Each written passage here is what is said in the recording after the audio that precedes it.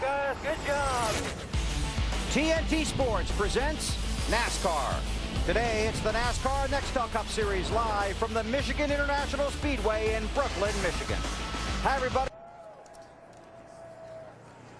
TNT Sports, live at the Michigan International Speedway, getting ready for 400 miles for the NASCAR NEXTEL Cup Series. Let's take you trackside and join the pre-race ceremonies. And now, with our invocation from Motor Racing Outreach, Monty Self. Our Heavenly Father, we thank you for the freedoms that we enjoy here in our great country. We thank you for each man and woman who serve here and abroad to keep our freedoms. Lord, we ask that you grant safety to each team here today. And Father, we thank you for the many people who each week allow us to enjoy this great sport. For it's in Christ's name, amen. And now, with our national anthem, please welcome Big Machine recording artist Danielle Peck.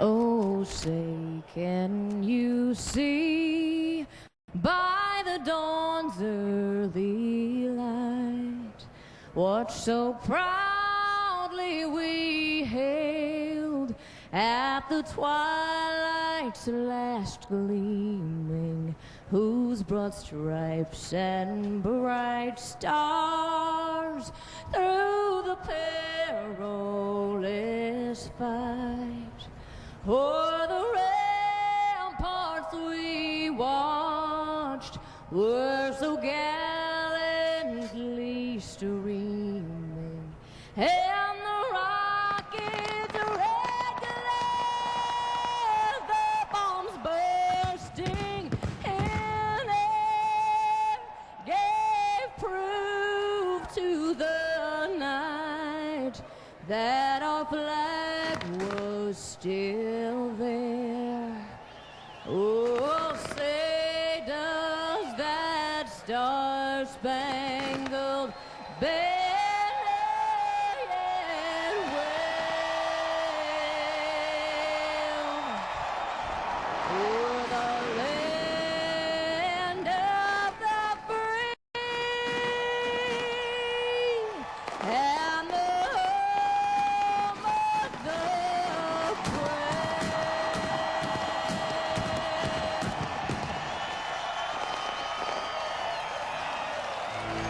There have been 74 NASCAR NEXTEL Cup races at this track. In 49 of the 74, the eventual winner has started in the top 5. We'll start the engines at Michigan next. You're watching NASCAR live on TNT. Good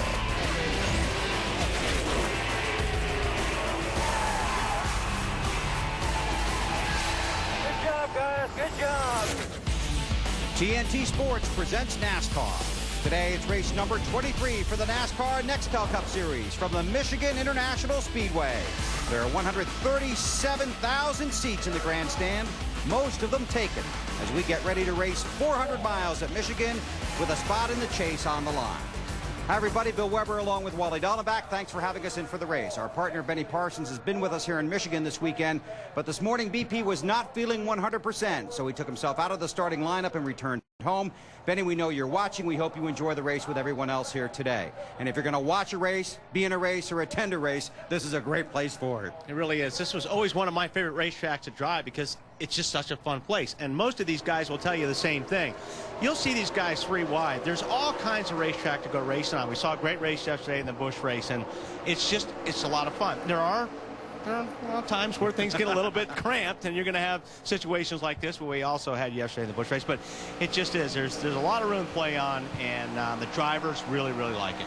This track has been here since 1969, holding NASCAR NEXTEL Cup races. We can all remember our favorite finishes because there have been so many here, especially perhaps Dale Jarrett's first NASCAR NEXTEL Cup Series win. This track has a reputation for fantastic finishes. It really does, and I don't know why, but it really does, because, you know, you get towards the end of the race, there's a lot of places where, you know, the fuel mileage comes in. Yesterday in the Busch race, this was a couple laps ago, Carl Edwards, Robbie Gordon, Dale Earnhardt Jr., this is what we get at the end of the race. It's exciting here maybe not quite for Carl Edwards the way he wanted it to work out, but it does set up for really good finishes here at Michigan. Well, we're looking forward to it. One other thing you have to keep in mind about racing here at Michigan, fuel mileage. It helped Jeremy Mayfield go to victory lane here 1 year ago. Just a spectacular day here. Temperature in the upper 70s, low humidity, breezy. Glad you're along for the race. Let's take you trackside now and rejoin today's pre-race ceremonies. And now, race fans, with the most famous words in motorsports, our Grand Marshal, representing Gordon Food Service and GFS Marketplace stores, Lisa DeVan. On behalf of Gordon Food Service, gentlemen, start your engines!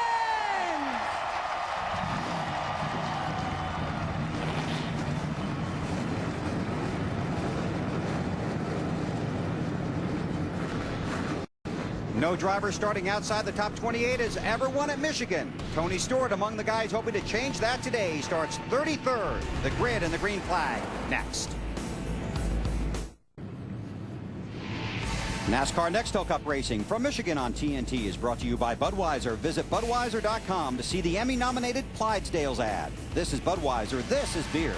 By Bank of America. Experience higher standards in checking only from Bank of America. By NEXTEL. Get closer to the NASCAR NEXTEL Cup Series with NEXTEL only from Sprint. And by Coca-Cola.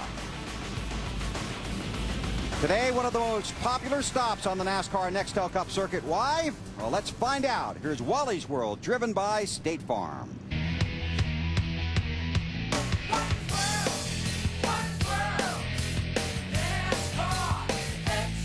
Well, welcome aboard my State Farm car here at MIS. I'll tell you what, this is really one of the favorite racetracks for all the NEXTEL Cup drivers. This is such a cool racetrack, and I'll show you why. First of all, it's fast. We all like fast racetracks. Second of all, it's smooth. Really glass smooth. It's very comfortable to drive. But mainly, you get into these corners, and it's wide.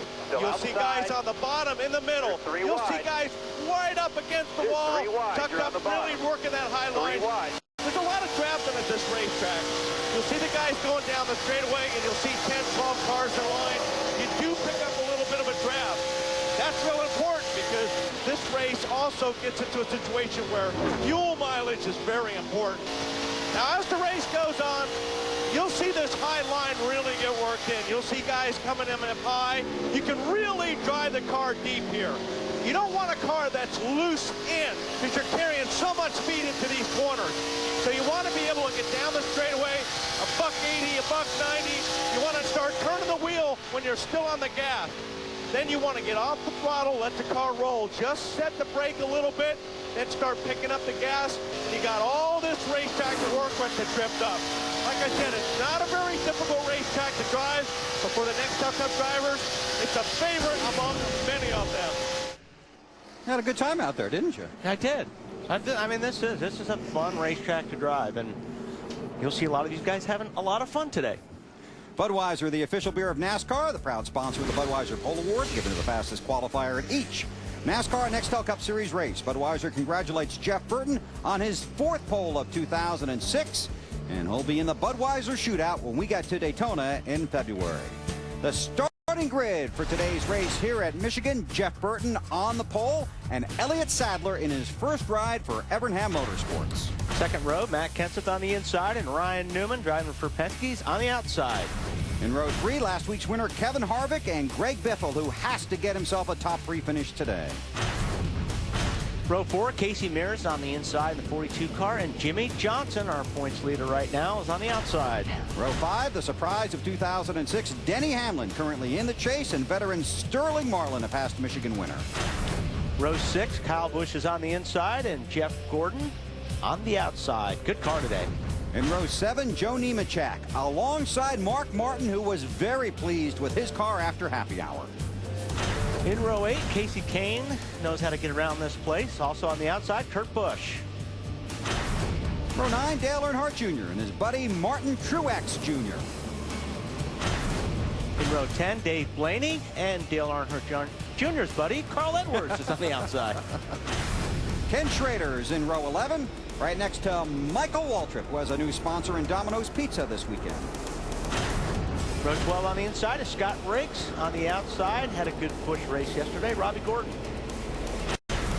Row 13, Bobby Labonte, past winner at Michigan, and David Gilliland making his first start for Robert Yates Racing. You take a look at the rest of the starting grid, and Wally's on the radio. See if we can get a hold of David.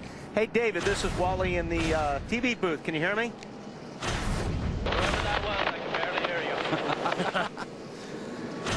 Hey, David, this is Wally in the booth. Can you hear me okay? We've got some technical difficulties. Yeah, I wonder if it's maybe his radio as well. We'll have to That keep an would eye be on it. good for your first Cup race, but on an oval. I mean, you know, he's sitting in a great ride. This is a great opportunity. Probably wouldn't dream he'd be doing this 2 months Right. 2 months ago, but probably a little bit nervous. He had a little trouble in practice, so he's in a backup car. But all he needs to do today is get experience. That's all they have to concentrate on. And you think of the drivers that have been in those Yates cars over the years, to add your name to that list with a deal that takes you through all the races this year and into the future. He has to be very excited. And we talk about David going to the back because he did lose a car here in practice over the weekend.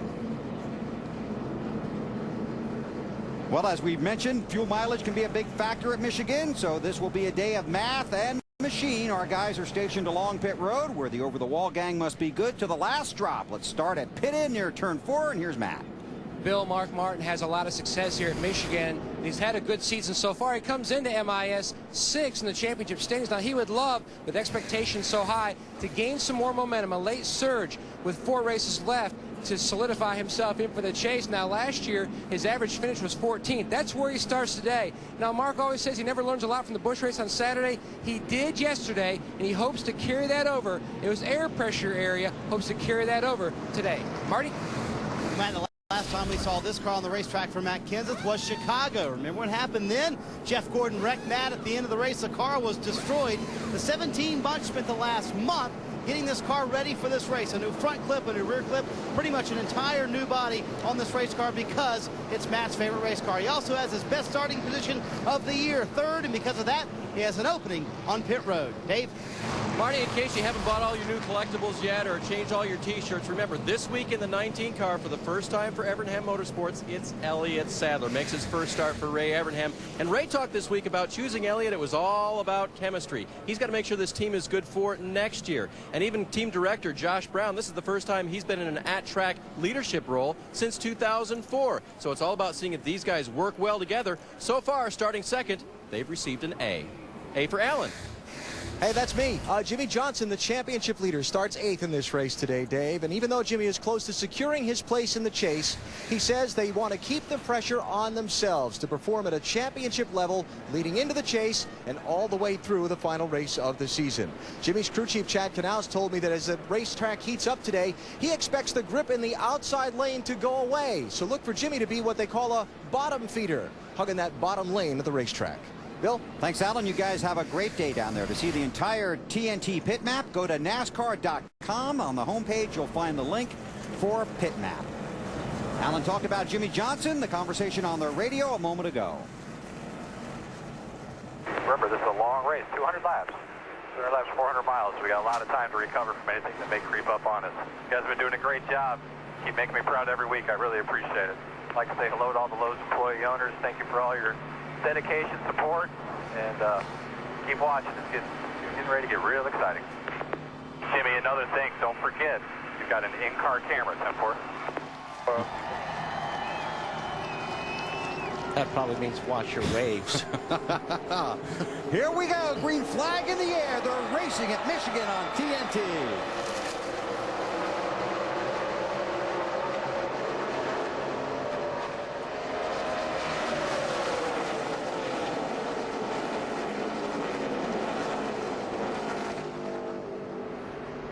That's what you're talking about. Yeah, that might take 4 wide. Didn't take long.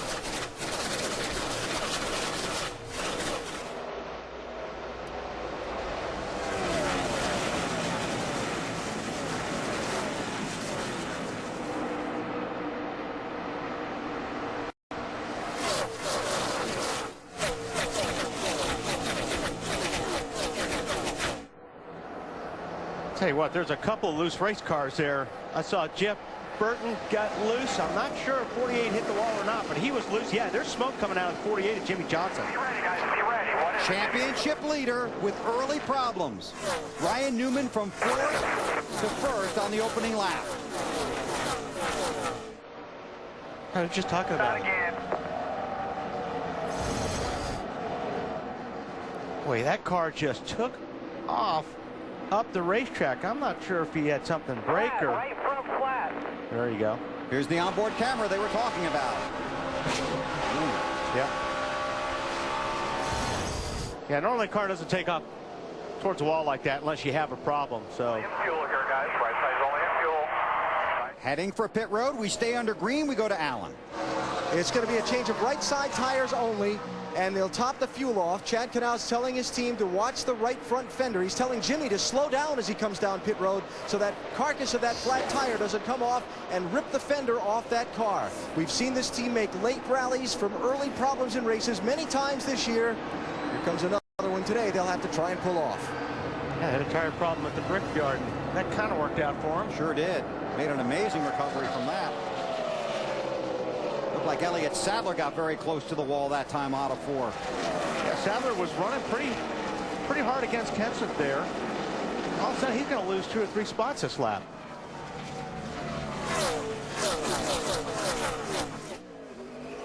Newman leads down the backstretch as Johnson heads off of pit road.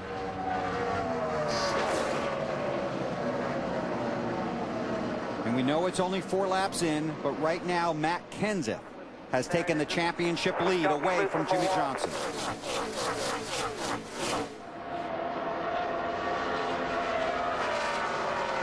Kenseth running 2nd, Greg Biffle 3rd. Another car has hit the wall. Robbie Gordon. Off the strong weekend at Watkins Glen.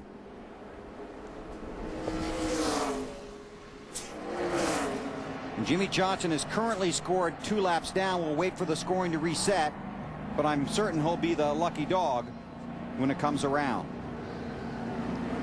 Wait for the field to make a lap under caution. He's got 2 flat tires. I'm not sure if that's from holding the brakes down.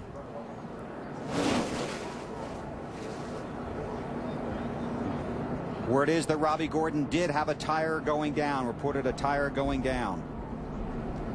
Right rear tire, the issue for Robbie Gordon. He heads to pit road. Jimmy Johnson is the lucky dog. We'll find out how lucky as the afternoon goes on.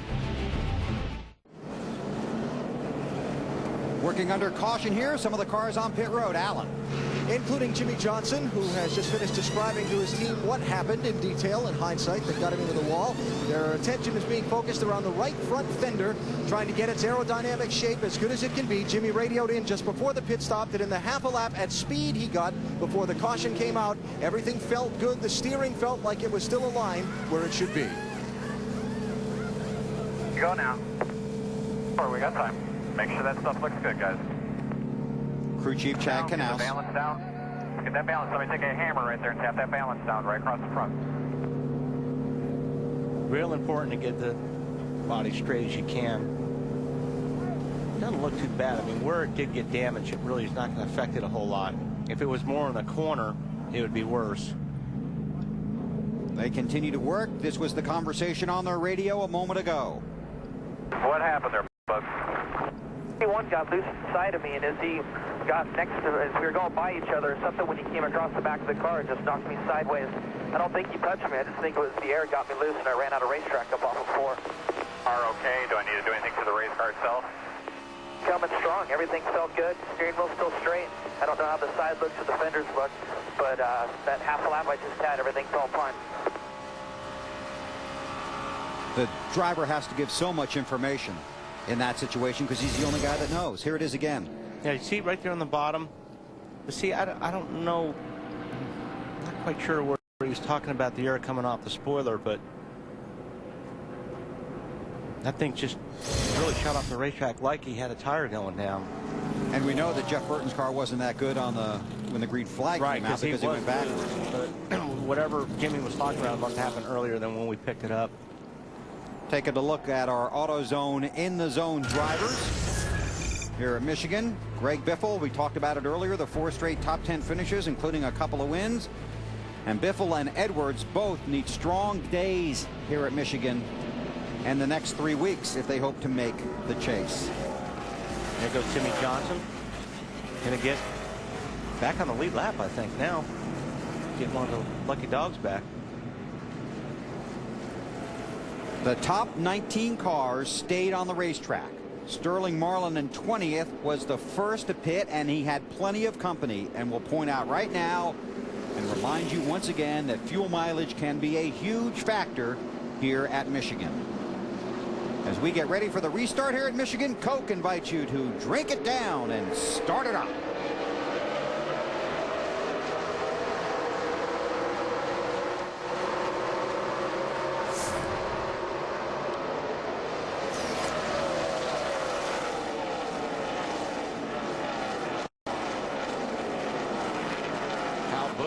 Taking the high side over the 42. Casey Mears. Been pretty good on the start. He got a really good start.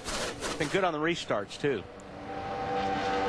While you watch this battle, we can tell you Jimmy Johnson is scored on the lead lap, and in 2006 only has 2 finishes outside the top 20.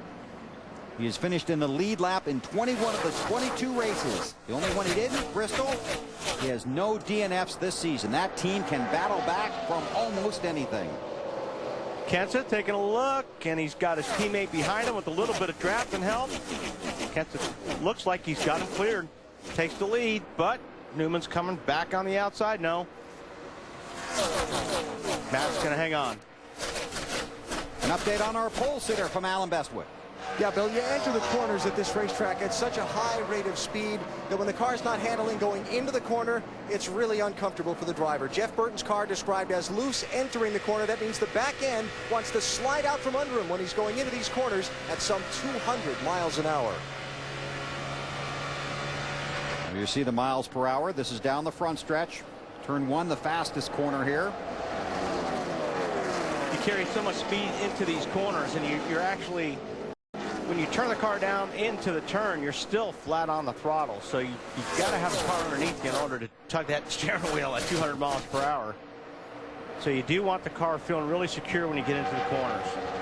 Kevin Harvick, last week's winner, inside of Biffle. Look back in the field. Cleaver and 40 car of David Stremme. Stremme in trouble.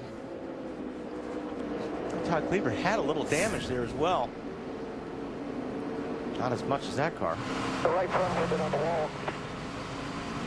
Our second caution.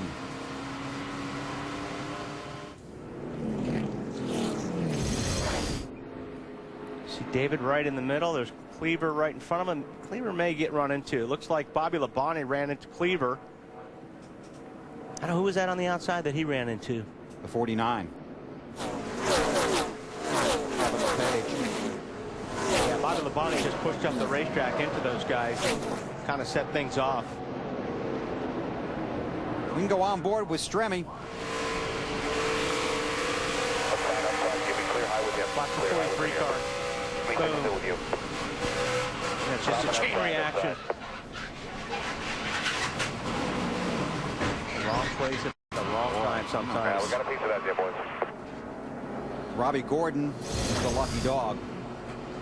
You know, when you talk about this track is wide and is flat and is fun to drive, but sometimes it's just not wide enough, is it? Yeah, when you get three abreast or 4 abreast and you lose the air on your car, you're going to slide into somebody. And that's what we saw there with Bobby Labonte in the 43 car. Has been a learning experience in 2006 for David Stremme. He sits on pit road while the crew works on his car. Now, half the field has already been to pit road. The question is, are the leaders content? Some are, most aren't. With just 12 laps left, a number of drivers coming down pit road, including our outside pole sitter, Elliott Sadler.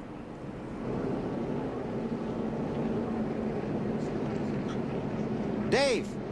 And Elliott Sadler's car wasn't too bad. It was kind of coming around to him, but they're going to go ahead and make a chassis and air pressure adjustment. The complaint was it was a little bit too loose when he stepped on the gas, and you need to do that a lot here at Michigan.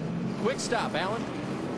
And Jeff Gordon has come in. They're going to make some adjustments on his car to correct the handling ills, which is that the car doesn't want to cut in the middle of the turns, and then once it does grab a hold of the racetrack and turn, it turns too hard, and the back end wants to slide out. So Steve Letarte called Jeff in, and they've made some changes there. A lot of drivers unhappy with their car here early in the GFS Marketplace 400. Matt Kenseth leads Ryan Newman, Kevin Harvick, Greg Biffle, and Kyle Busch. Sony, the official high-definition television of NASCAR on TNT. Take your NASCAR experience to another level with Sony Full HD 1080, the world's most powerful HD experience. Back to green, top 7 cars did not stop. Jimmy Johnson also stayed out. He has now scored 19th. This is going to be a fun day for keeping score up here. Yeah, Matt Kenseth's got a really good restart there. We got to fight for second. Harvick underneath Newman. Side by side. And here's where you need some draft and help. It depends on where the cars are behind you or behind the other guy. And you can see Biffle comes up, and it just helps the 12 car a little bit. It's Kyle Busch in the 5, and pole sitter Jeff Burton behind him in that orange singular 31 car. Ow! Now, if Harvick didn't get in line, which he didn't, these guys are all going to line up on the outside of him, and that's going to hurt him. He's out of the draft, so to speak. Kenseth, Newman, Harvick, Biffle, Kyle Busch, Jeff Burton, Kurt Busch did not pit. Pit road update from Marty. Ryan Newman just loves this racetrack, guys. You can tell because he's running all over this racetrack. He's in the high line right now, and yesterday in practice, they weren't very good, and they've made a lot of changes to the car this morning, trying to make it a little bit better. Clearly, they have. Dave? For Kevin Harvick, as he looks at his season, he commented this week in the press that his weakest tracks are the Michigan International Speedway and the California Speedway, leading to the chase. Looks like he's got Michigan figured out. California, much the same configuration. Boy, Jeff Burton must not like his car at all. He's definitely having some issues with that thing. He just pulled out of line and just said, hey, and I would think he's loose, because normally when you're in traffic and the car is loose, you want to get away from these other cars. Is that what he's saying, Alan? No, well, he just called in. Well, that's the problem, yes, but he also just called in on the radio, said he thinks they might have broken a valve or something, Okay. something wrong under the hood of Jeff Burton's car. And it looks like Biffle's feeling out his car as well on that 16 ride. Junior on the outside there. Yeah, Jeff Burton's down on the apron now, and probably expect to see him hit pit lane, and man, they're racing all over the place. Kenseth, Harvick, Newman. A lot has happened here early in the race.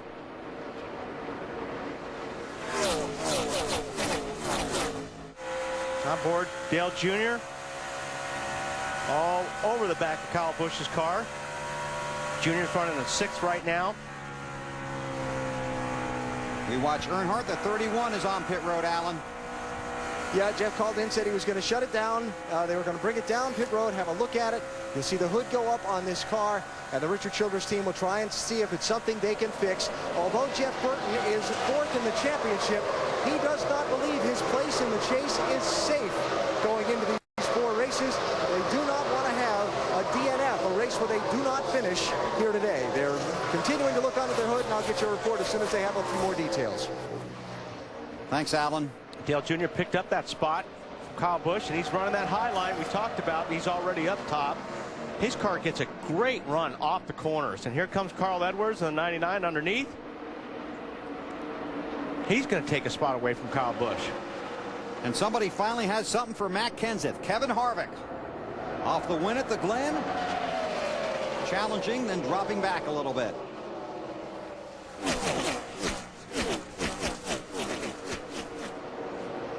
.31 car is being pushed up pit road and back toward the garage. Jeff Burton came in here 4th in the championship standings. He knows he's not safe in the race to the chase, and almost no one is. Because no one is.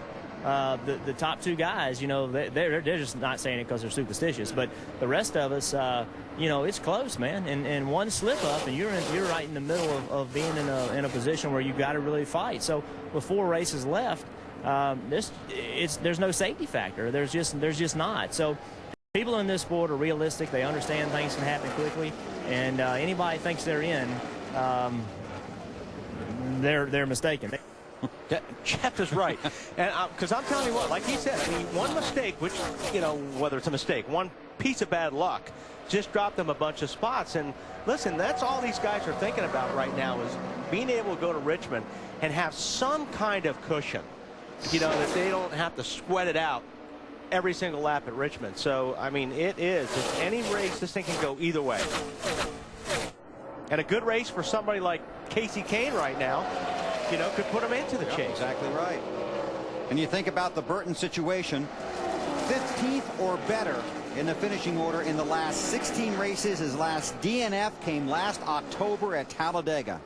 And that shows not only how well that team is run, but how well the Childress organization is doing. And right now, that other Childress car that won last week with Harvick still in second with Earnhardt Jr. on his bumper. Tell you what, Junior's car is good right now. He's getting a really good bite off the top of the racetrack. You see him roll here, but watch when he gets off the corner. He gets a head of steam on. Oh, Harvick loses it. Just sideways in turn 4. Hold the brake. Car just got loose. He was underneath the guy, and you're turning the wheel hard to the left, and your car's free anyway, and he just got away from him. Fix the balance, guys. A lot of rain here yesterday. Make sure Harvick can get out of that grass. Got a lot of damage to that left front. They're going to have to do some work on that, because that's going to make a big difference aerodynamically here at Michigan. You've got to have that right. See, he's underneath the 17 car, and you're turning the wheel and you're on the gas. You're trying to get on the gas as hard as you can, and you're still turning the wheel, and the rear just comes around on you. And you'll see that a lot here. I mean, this is just one of those places where you're on the edge all the time anyway. Fortunately, he didn't hit the wall, but he did do some damage there to the left front when he hit that grass.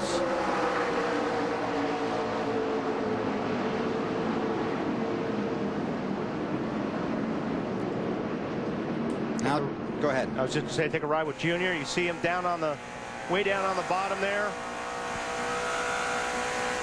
And you're pinching the car right there at that point of the racetrack. But you're trying to make a pass, so you're in the gas. Car just broke loose. And we saw a lot of cars yesterday in the Busch race that were loose. And normally this racetrack gets tight. Your car gets tight here, but there was a lot more cars that were loose yesterday than normal, I think, for this race. Well, pit road is going to be extremely busy now, and this will be the first stop for some of the front runners. Kenseth leads the parade to pit road. Marty. Bill Matt Kenseth, your leader on the top of the screen. The 17 car said the car was just a little too loose, lacking some rear grip off the exit of the corners. Half pound of the right rear tire. That's the only adjustment. He loved it at the beginning of the run. Dave? Middle of your screen, Dale Earnhardt Jr. just a tick tight. He said in a very couth tone, I would appreciate just a slight air pressure adjustment. 4 tires. Alan. Carl Edwards started 20th, moved all the way up into the top 5. They're going to make a wedge adjustment, the cross weight in the car, and an air pressure adjustment on the left side tires, just looking for more overall grip onto the racetrack. And you see the drag race off of pit road, but that 17 pit crew is pretty strong. Looks like Matt Kenseth wins the race off pit road. The Nextel race off of pit road. Nextel celebrating speed, teamwork, and getting things done instantly. The Robbie Reiser-led crew gets the former Nextel Cup Series champion off of pit road first at Michigan. Green is in the air at Michigan. Jamie McMurray, Jeff Gordon, Joe Nemechek, Casey Mears, Dave Blaney, Scott Riggs, and Paul Menard did not stop. The top 7 cars, other cars using various strategy on pit road. David Stremme was the lucky dog. You see Casey Mears down on the bottom. Joe Nemechek didn't really get a good restart there. He kind of bogged down a little bit. Casey Mears tried to get underneath him, make that pass, but he hasn't been able to do it yet. We can tell you that Todd Cleaver is out of the race and that Jeff Burton's car has been officially retired from the race. Let's watch this race and check with Matt in the garage. Richard Childerson, the engine guys, just looked over your engine, Jeff. Any idea exactly what broke? I don't really know, but I didn't think we'd get it back out. That's a shame. Our engine guys have done a great job, and that reliability has been incredible. And then today it got us. You know, it gets everybody all the time, and today was our turn. But we won't use this as an excuse. We have 3 races to get our business done, and we're going to go get it done. Almost like a football coach, you pulled all your guys together in a huddle. What did you tell them? Well, I just wanted to remind everybody that this was a good race team, and you know, this happens to everybody. And today was our turn, and you know, we're not going to get down about this. This is nobody's fault. We all do this together. I wreck race cars. We break engines. We do stuff from time to time, and we'll just keep fighting, and you know, we'll come back and try to win some races. Start of the day, top 5 in the championship standings. 3 to go until that cutoff race, Bill. Trying to keep their heads high and their minds focused on the points and not let this trouble get them down. And Matt already back to 6th. And with some really hungry drivers behind him in that race to the chase. McMurray leads, Jeff Gordon second. Kyle Busch has moved up to that 3rd spot. And there's some racy stuff back there. And Earnhardt going low. He's supposed to run high on this. Well, you know, you hear a lot of these guys talk. You got to go where they're not. These guys in front of them have been running the high line. So I think Junior right now has got 4 fresh tires on it, so he could pretty much probably run wherever he wants to right now. But once he gets some laps on these tires, he'll move back high. Dave? You are right, Wally. Talked to his crew this morning, and I asked him if he could ever run the low line. He said only on 4 fresh tires, and that's what he's doing right now. Yeah, I mean, he's making some ground up here. I mean, you know, there are a lot of those guys hitting stops, so he's making some spots up. And teammates. Yeah. Kyle Busch in the 5 on the bumper of Jeff Gordon in the 24. Here's our Craftsman pit summary, and again, through the 3 caution periods, different teams using different strategies. You can see Kenseth came out 8th. Earnhardt Jr. went in 2nd, came out 12th. And Kurt Busch lost spots again. The top 7 drivers did not pit under that most recent caution, and you will see this throughout the day. Various strategies by different teams. The 5 under the 24 for position. Update from Alan. Yeah, Kyle Busch actually picked up a couple spots on that last pit stop, Bill. It got him off pit road 2nd, restarted 9th. You've just seen him take a position from Jeff Gordon. It puts him up to 2nd place. Funny he just passed Jeff Gordon because Gordon's one of the guys who taught him a lesson about where to run on this racetrack. This is Kyle Busch a few minutes ago. What do you want me to do? It's loose up top, good on the bottom. I know I'm going to stay on the bottom for now, but you want to run up there now? Yeah, just what you got to do. Still early. It should come to you a little bit. No, I'm asking if you want to set it up to run up there. I know Jeff always says it'll go up there for the beginning, but by the end you're back to the bottom. Yeah, 10-4, that's what I'm talking about. Just kind of let it come to you a little bit. That's Alan Gustafson, the crew chief, talking to his driver, Kyle Busch, about where to run on this big, wide racetrack. Part of what you do is due to how you set the car up to handle the different lanes on this speedway. Those teams work together as much as you can, getting ready for the race, and then when you can actually win the races going on as much as possible. Yeah, and there is so much racetrack to work with here, and it is so big. There's so many lines. You're trying to figure out what the best line, what looks like the best line. And here goes Kyle Busch for the lead. McMurray moved over. Yep, gonna take it. And Jeff Gordon's thinking about going along for the ride. You know, this 24 team has run better this year, but they continue to struggle on certain tracks, and that's something that Jeff Gordon and his team have been concentrating on here in 2006. It's a thing that we probably focused on the most, you know, between that and our road course. I mean, we've been pretty good on short tracks in the past, but maybe we focus a little bit more on places like Phoenix that are a little bit flatter, not quite a short track, but the 1.5 miles, Texas, Kansas, Chicago, and even here at Michigan, this 2-mile track, California, those are tracks that we've put a lot of effort into, and we've really seen the results come from it. And they really need a good result in this race to continue their pursuit of a spot in that race to the chase. More on the 24 from Alan. Well, Bill, they're hoping that they have the right piece of machinery underneath their driver for this race. This is the car that they won the race at Chicagoland Speedway with back in early July. We know how strong it was that day. Jeff Gordon came into this race on the bubble for the championship, 9th in points, and they did not pit under that last caution. So these guys he's running between now have fresher tires than he does. He's hanging in there very nicely. Guy that does, who's flying right now. That red Budweiser car is coming in a hurry. Junior has passed 2 cars that last lap, up to 3rd spot right now, working that high line. And it's working for him because he's getting a good run off these corners. That's where he's making up all the time on these cars is off the corner. You see how fast you get off the corner, gives you more straightaway speed, and now he's right on Gordon's tail. I mean, last lap he was 8-9 car lengths behind the 24. That's his house right there where he's running right there, man. He loves that groove. And you can't stop him. I mean, you know, Gordon's not even going to try. I mean, when you look up in the mirror and you see a guy that's got that much momentum and coming, you know, you just got to let him have it. Up high, heading into 3 and 4. Got Gordon that lap. These two guys had a heck of a battle here in June. 24 in the 8. Yep. Here we go. Didn't think it was going to take long. Look at the fans. Wasn't the same reaction they had yesterday at the end of the race, but all those fans wearing red, cheering for the Great 8. And Gordon's going to climb into second in front of Kyle Busch.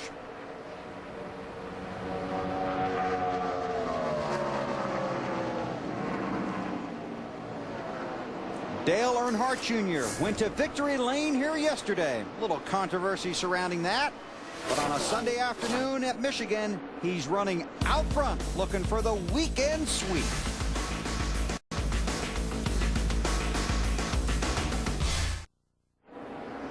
TNT Sports live at the Michigan International Speedway. 40 laps complete in the GFS Marketplace 400, and Dale Earnhardt Jr. using that high groove is trying to run away from the field.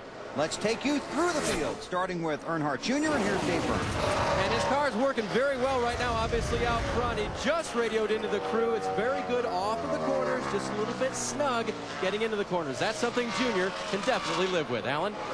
Well, Jeff Gordon pitted under the second caution and took right side tires only. Then did not pit at lap 23 when a lot of the other front runners did. He says he can't run the high line very well right now. The back end of his car just doesn't want to grip. Carl Edwards says his car is real good right now. He has been flying up through the field, trying to catch Jeff Gordon and pick up that third spot. Edwards has never finished outside the top 10 in the NEXTEL Cup race here at Michigan. Kyle Busch, after that quick run from, he's just bounced off the wall. Yeah, they were talking about some smoke coming from that car, possibly. And the caution is out. And Kyle Busch, another driver in the top 10 in the championship standings, having an issue here in the first 41 laps. Alan? Bill, the lap before, Kyle had called in on the radio, said he had bounced off the wall off of turn number 4.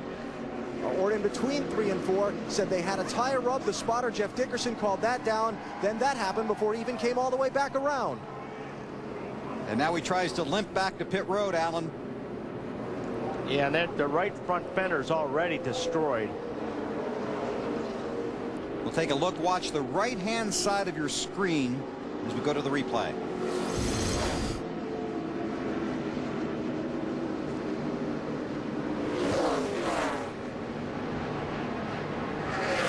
Yeah, that definitely had a tire go down right there.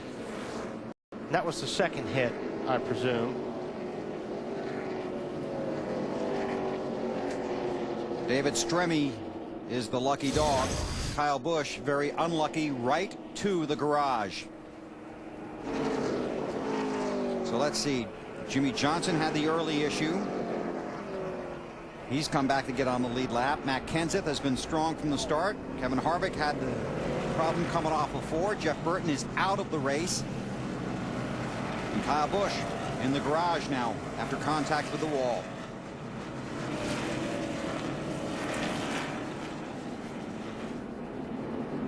And now let's see what happens. Be surprised if everybody doesn't come in. I think you're right. Here they come. Earnhardt Jr., the race leader, leads the field to pit road, and that will be a very busy place. Start with Matt. Bill, the Dodge boys jump over the wall and go to work on Casey Kane's Dodge. Big Tank Probus, the gas man, already makes the chassis adjustment. Casey says the car is good on entry. Still too tight, though, trying to improve that. Matt Casey Pierce running 5th. This car is tight in the middle of the corner. They put a half pound in the right rear tire to fix that. Loose coming off the corner, lacks a little rear grip, and they make a track bar adjustment to fix that, Dave. Marty, the 8 crew would like to win the race off pit road. Had a little trouble last time, lost some spots. This time, 4 tires, no changes, gone. Alan. Those left side tires coming off Jeff Gordon's car have been on there since the race started. A 4-tire change for Gordon and a very good pit stop by his crew. So you see them file off of pit road. And they go to work on the car of Carl Edwards. Tracy Duncan with the crew cam. BP, you got it on the Jackman this week. Good job, buddy.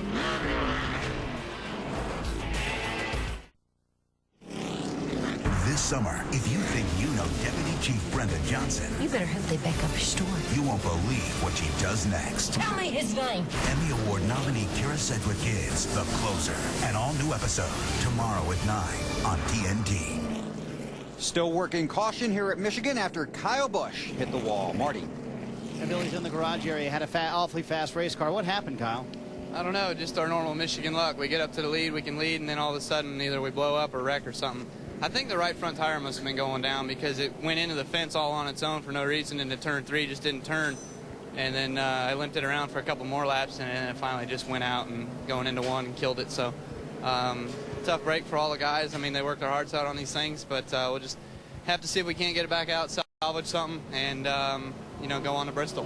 Last week things looked pretty desperate for the 5 team as well, but they got 5 consecutive lucky dogs. Wound up finishing on the lead lap, but there's a lot of repairs to make to the Kellogg Chevy today. Thanks, Marty. We'll see how it works out for him today at Michigan. Lengthy cleanup going on here at the Michigan International Speedway. You're watching NASCAR live on TNT. Field has just gotten the 1 to go here at Michigan. 47 laps are complete. Time for our singular race talk question. How many lucky dog passes should a driver be allowed to receive during a race? Kyle Busch got a bunch of them last week at the Glen. What do you think? To vote, text the word race to 191 on your singular wireless phone. You'll have a chance to win a first-class trip to Miami. Update on Kevin Harvick from Dave.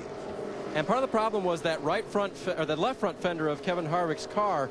They don't want the valence to roll under, and they want to keep the fender braces out of the tires. So they're making some strengthening materials to try to get on Kevin's car on the next stop. So far, they've been able to keep all that out of the tire's way. You see those guys working hard down there behind the wall on pit road. Crew Chief Todd Berrier on the right. That makes a big difference, too. I mean, you know, if it's really, really bad, your car's just not going to handle. It's not going to turn. You could lose a lap really quick. But if you can get back in and the crew can fix that, it makes a huge difference on how that car handles. Carl Edwards took 2 right side tires. He's the race leader. He was the race leader yesterday with 2 laps to go. Didn't work out too well. He's got Jeff Gordon in second, and look who's third. I was going to say, he had a Gordon and Edwards behind him, but different Gordon. Going back to green.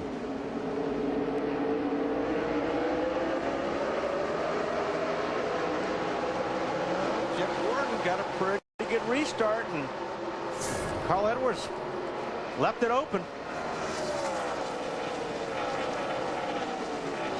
Gordon to the lead, and here are Edwards and Earnhardt together, and Edwards looked like he slipped a little there. I'm not going there.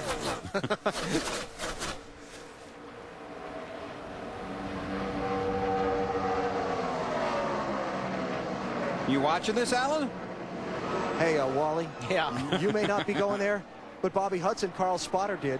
Before the restart, he told him, hey, you know who's third in line? Remember what happened yesterday, red marks and all that? Carl said nothing in response. Yeah. Probably a good move. Junior down low. Now drifts up a little bit. Got Kurt Busch right behind him. Junior gets the position, and now he's going to challenge Gordon for the lead off of 2 and down the backstretch. Now, don't forget, Junior's car's really good on the restarts on new tires. So he's got 4 or 5 laps where he can pretty much run wherever he wants, and his car's really good. Then after that, then he starts moving in that high groove. But he's trying to force the issue, trying to make something work early here. Oh! Slipped just a little coming off of 4.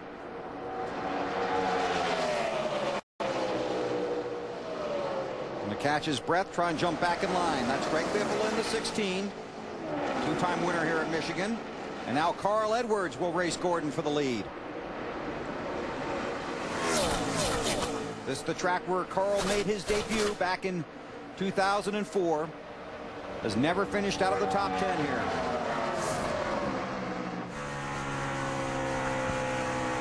Back to the top. He's a little bit more comfortable up there.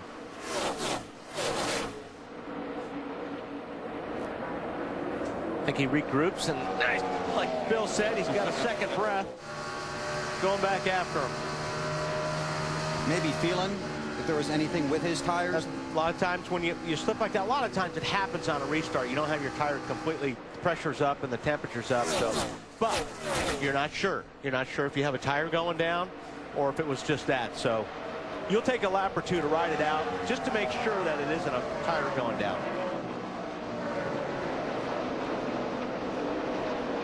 Edwards sniffing the lead. Wow, that's tough to pass down there. Tough to pull that pass off on the low side, but that's Harvick.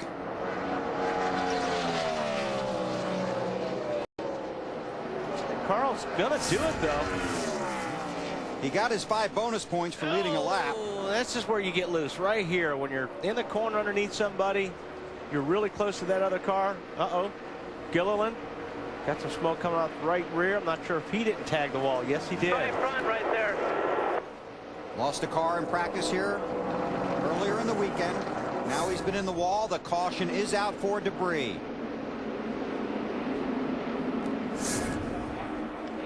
This will be our 5th caution period of the day. And weren't we talking about long green flag runs here? That was you, wasn't it? Yes, it was. This is on board with Stremme. It looks like the right rear started smoking. I wasn't sure if it was the right front or right rear, but the car started smoking, so it looked like maybe he had a tire going down, Dave. Well, not sure on that, Wally, but they have been playing around with that car a lot. And remember, David is a raw rookie in a NEXTEL Cup car, and as you mentioned, crashed a car in practice. They just made a big change with spring rubbers and track bar adjustments. They were really trying to find the handle for David. Yeah, but there was smoke coming out of the car before he hit the wall, so something did break or something let go before he hit the wall, because there's definitely smoke pouring off it. That tire just let go and did even more damage to the car. So a tough start for him with Robert Yates Racing, but he's got veteran crew chief Todd Parrott calling the signals for him, and they decided they're going to let David run all 14 races remaining this season, get them all in, and not worry about the Rookie of the Year honors next season. They want to get him seat time, get him as much experience as possible, and start fresh and hopefully strong in 2007 in the Daytona 500. So the M&M's guys go to work on that Ford Fusion on pit road.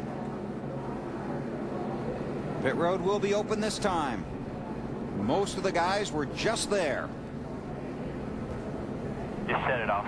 I wouldn't think too many guys are going to come in on this deal. Some guys in the back may top off with fuel. We'll keep an eye on that. Casey Mears is the first guy to dive onto pit road.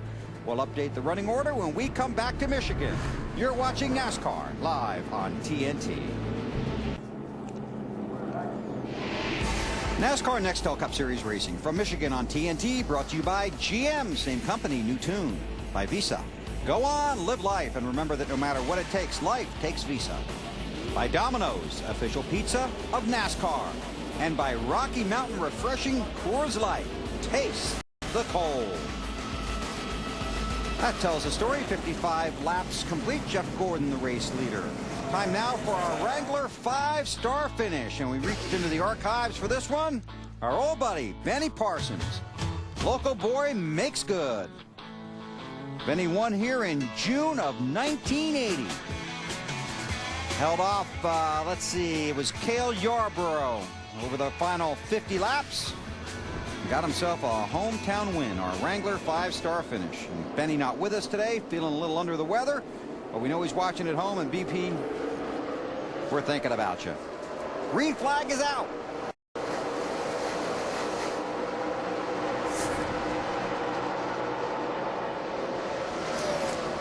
Casey Mears was running 12th.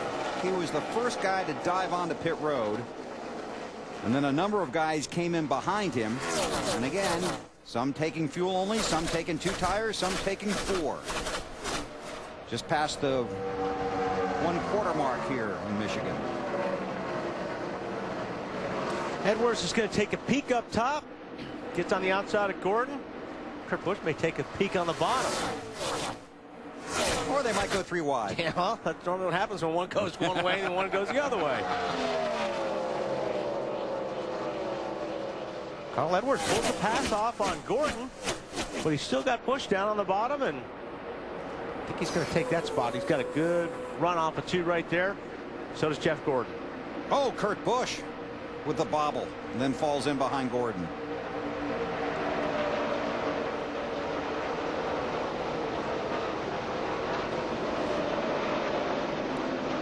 Greg Biffle down on the bottom there, underneath Casey Kane on the 9 on the high side.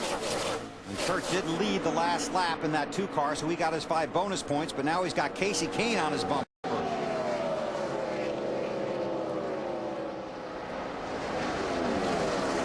And we talked about in the Bank of America Countdown to Green how close the championship standings are. Right now, Jeff Gordon is 6th. And this is why fans come to Michigan, right here. So yeah, there's about 8 different lines being used in that corner. Everybody will try to get in, you know, single file down the straightaway, because like I said, the draft does mean something more. As soon as they get to the corner, everybody just pans out. Guys shoot up the racetrack in the middle, down on the bottom, try to make the pass, then they get back on the straightaway, and they try to get back in single file, just because, like I said, that draft really does help you pass cars here. Fun to watch, huh, Alan? Yeah, a little nerve-wracking, I'm sure, if you're one of the guys that works on these cars. Jimmy Johnson is back in the middle of all this because they chose to do on that last caution the opposite of what everyone else did. Since most of the front runners stayed out, they came down pit road, made a 4-tire change, a chassis adjustment, filled up the fuel. They restarted back in 28th place. You see he's picked up now 8 spots since then, but they're hoping that another quick caution will happen. Everyone else will pit, and they'll be out in front of this field with fairly comparable laps on their tires. And that's a chess match that will continue all the way to the checkered flag today. Greg Biffle trying to take a spot away from Kurt Busch. He's on the high side. Looks like he's going to do it. Right now, it looks like the high side. The guys that run the high side are very fast. We watch this and check with Matt. And Todd Parrott and the M&M guys looking over the right front. David, what happened? I just blew a right front tire coming off turn 4 there. We fought loose all day. Track just got greasy and car was a little loose, so we were just working on that, trying to get it fixed, but not quite the day we were looking for out of the M&M Stark Ford Fusion. But we'll get it fixed. You know what I mean? We're learning. Just way too loose out there, but there must be a lot of stuff out there. Todd Parrott just told me on the replay you could see the right front smoking before we hit, and just went down. Nothing you can do at that point. Thanks. Bill, one thing Jeff Burton said also moments before I spoke with him was he said the track is just so slick. He thinks that's one reason why a lot of guys you saw earlier in the race were having some sensitivity issues with their cars kind of being real darty. Well, the racetrack has been, you know, there's been no sunshine on this racetrack all weekend, and hang on, Kurt. The hotter this racetrack gets, the slicker it gets. You lose grip. Caution's out, caution's out, caution's out. Caution for debris on the front stretch. Debris on the track. Boy, caution number 6. Who was saying this thing goes green along? I don't know, some announcer guy. I don't know what that is rolling around there. But I wouldn't want somebody's going to run over it. Oh. Boy, when you look at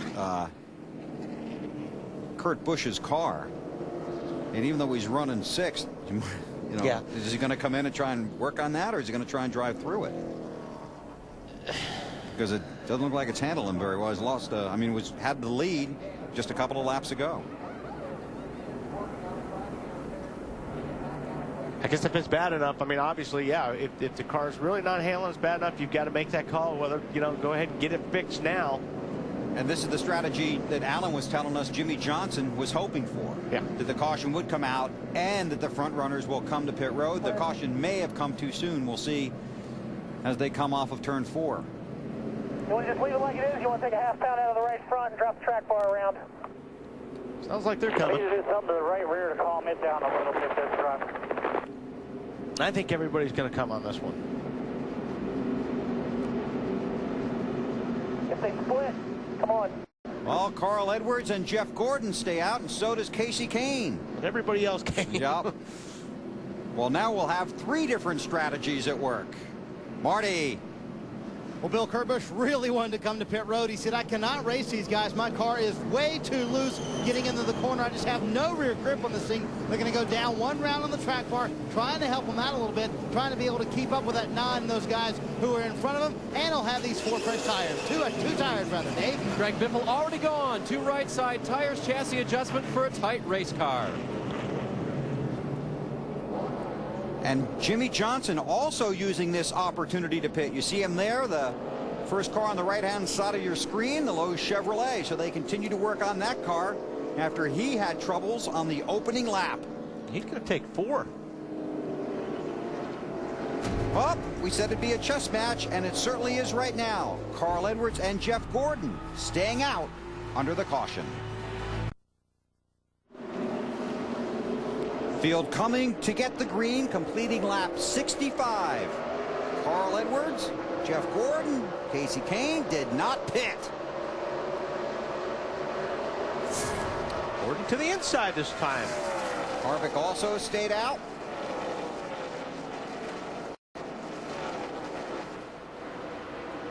But he's got that momentum on the high side. Takes the lead. Casey Kane with a pretty good run off of turn 2. He's going to take a look underneath Gordon. Not close enough.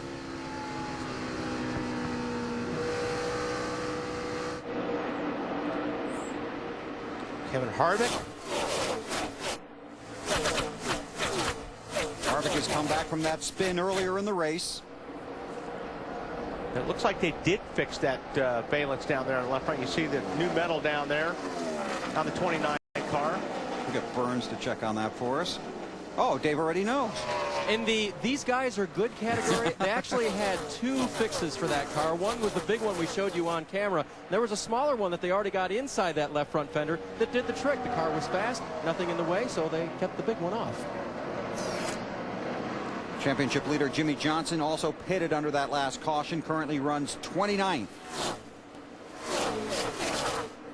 Harvick and Gordon. This is for second behind Edwards.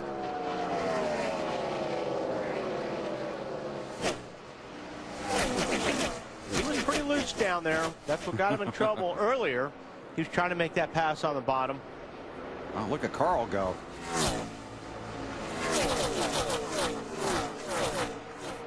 There's Denny Hamlin in that 11 car with Casey Mears right behind him. Right now, Denny Hamlin is 4th in the championship standings as they run. What a spectacular season. Look at Kane in the gas. A good run on the high side. I was going to run Gordon over there for a second. We've seen that this weekend, haven't we? Yes, we have. Now Casey Kane's got a little help from the back. Denny Hamlin's crafting with them a little bit. Kane won here in June, rain-shortened race.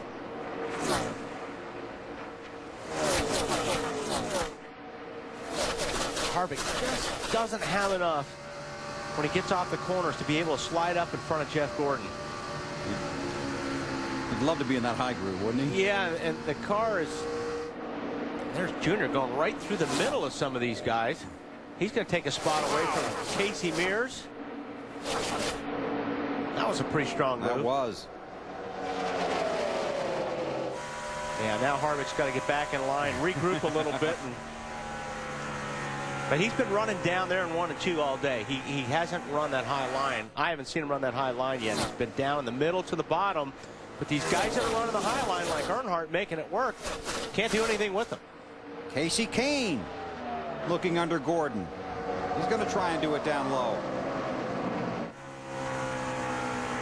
Not. Well, he's going to try, but then he's going to lose a spot to Dale Jr. Boy. Earnhardt to 3rd, and now will challenge for 2nd.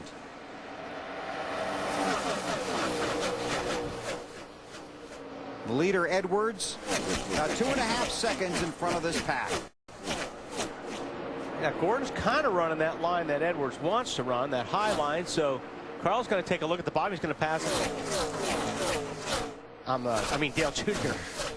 Now Dale Jr.'s got Carl Edwards. All right, I got you. I got you.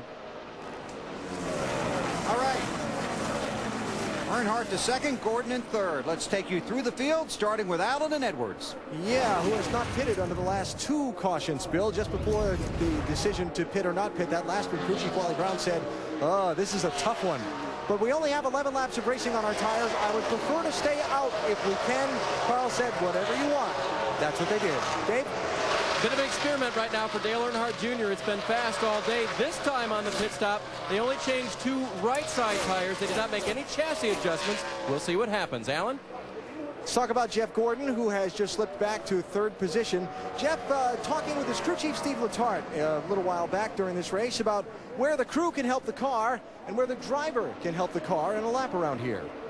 You know, Jeff, I'm kind of working with the theory that, you know, there's probably more I can do for you for drive-off than there is for the middle. There's probably more you can do for me in the middle than there is for drive-off, you know what I mean? I agree with that because, I mean, there's times when I push and there's times when I get it turn, so I think it just has to do with my entry, how much brake I use and all that. Little driving technique affecting the car's performance. Gordon did not pit on that last caution. Matt? Allen Jr. winner Casey Kane, now his crew chief Kenny Francis, opted for the same strategy as the 99 team. Felt like it was better to have the track position than pit, and they will just short pit when they get closer to their window than what the other teams will do. The car just still too tight. The front, the nose, just not in the racetrack, Dave. Same thing for Greg Biffle, Matt, and on that last stop they changed 2 right side tires. Made a little bit of a chassis adjustment for Greg, but so far hasn't been able to make much progress on the leaders. Marty? Well, Dave, Matt Kenseth trying to work his way back to the front after several changes on a stop a couple laps ago where they added a spring rubber to the race car. They made a wedge adjustment. Matt said the car now much better than it was. It was loose on exit before, so he just couldn't crank the wheel like he would like to. Dave? Bobby Labonte stayed out on this last stop. They did not come in and take anything on. The last time they pitted was the lap 53 caution for David Gilliland's wreck. His car was loose. They made a chassis adjustment, and it seems to have helped the 43 car. The 29 of Kevin Harvick also stayed out on that last stop. They are, unfortunately, however, the car is very loose for Kevin. He radioed in 4 laps into the run. They'll need to make some changes under the next caution. Matt? Right in his mirror is the 11 car. Denny Hamlin driving the car that he won both races with at Pocono. He's been fighting a loose condition most of the day, also working pit cycles, trying to get that car back up front. He was all the way back in the 25th position. Meanwhile, the 07 Clint Boyer, his spotter, Timmy Fidoa, who grew up here in Michigan, former driver, trying to help him on the line, telling him the fastest line that the other drivers are using, but he's just not able to work that 07 to the high side, Dave. Elliott Sadler's car yesterday was tight. They got that out of it, and it's been loose all day. Tough to drive. But it's when it's your first time driving for a team, you got to set some goals. Let's see what Elliott had to say when asked that question. I want to perform. I think we can perform, and it's pretty much we've all sat down as a group, and you know, Casey's run very well this year, and we're going to start off with our cars kind of like his, and me learn maybe have to drive, you know, change my driving style a little bit and kind of work off them a little bit. And you know, my main #1 goal is, 1, get this car back in the top 35 in points. I think that's very important by the end of the year to be able to do that. 2, to try to be competitive, maybe get a pole, maybe win a race. You never know. If we keep working hard, anything can happen. And 3 is the next 4 races, whatever we can do information-wise or chassis-wise is help the 9 car get in the chase. I think that's very important to Evernham Motorsports.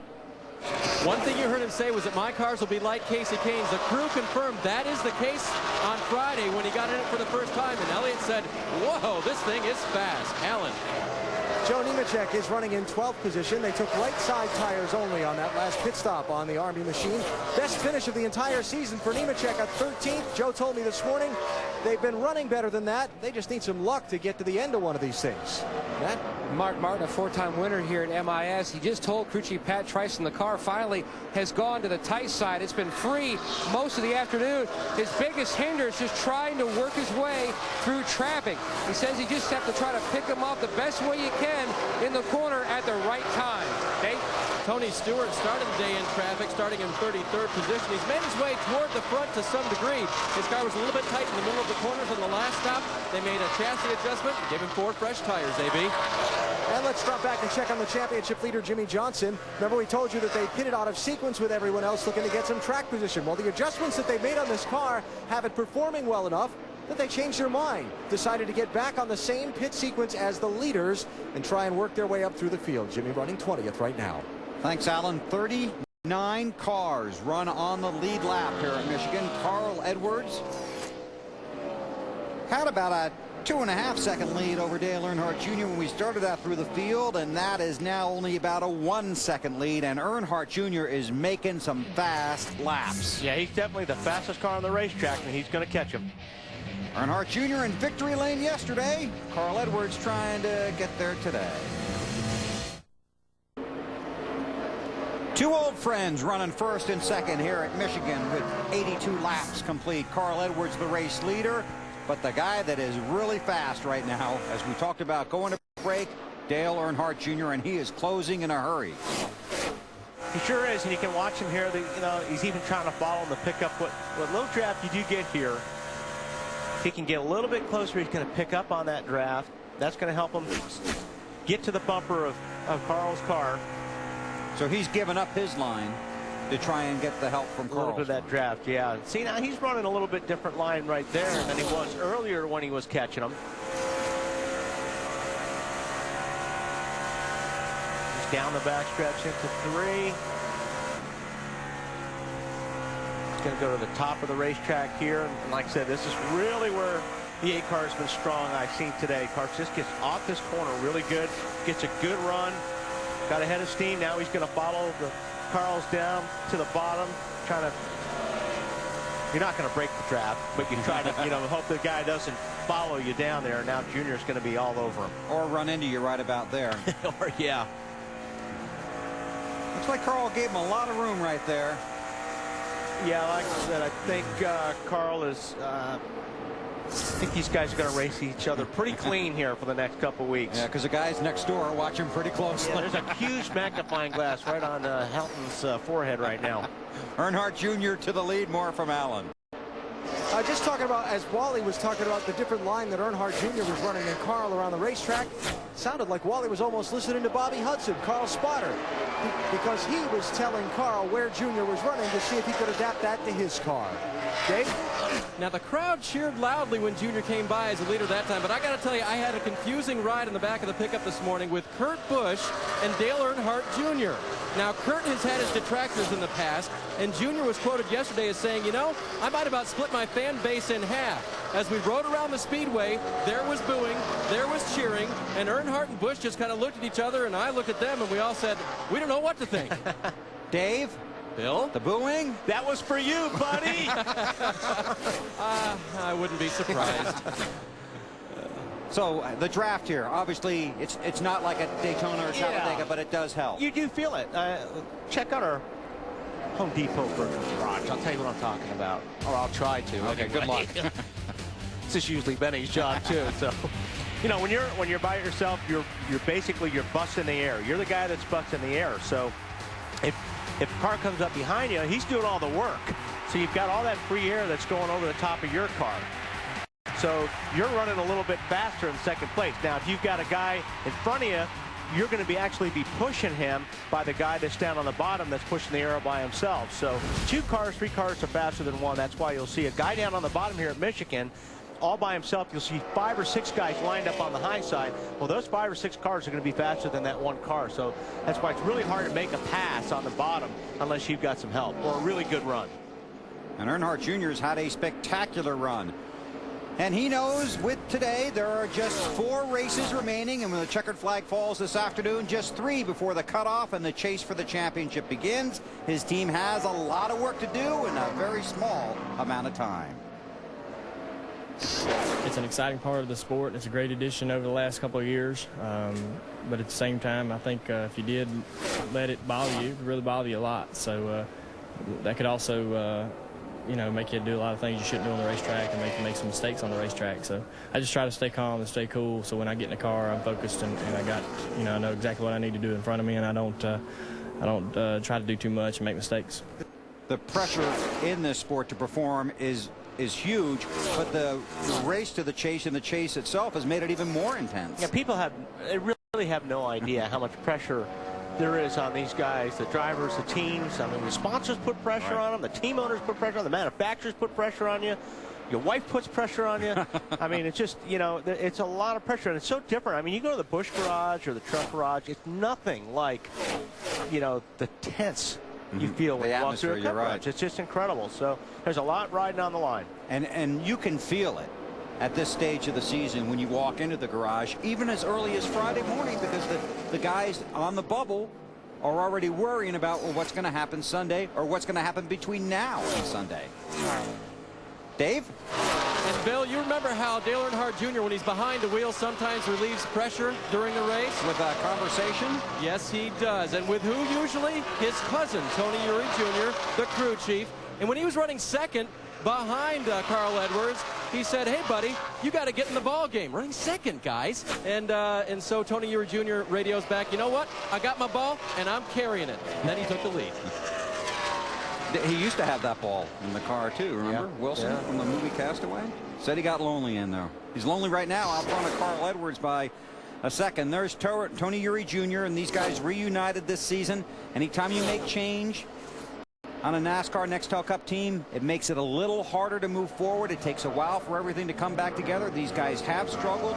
Earnhardt Jr. right now, currently 10th in the championship standings, but certainly still on the bubble. Strong run here today would mean a lot to these guys. Earnhardt Jr. over Carl Edwards, then it's Jeff Gordon, Casey Kane, and Matt Kenseth, the top five. Working lap 92 of 200 here at the Michigan International Speedway. Dale Earnhardt Jr. won yesterday. He leads today.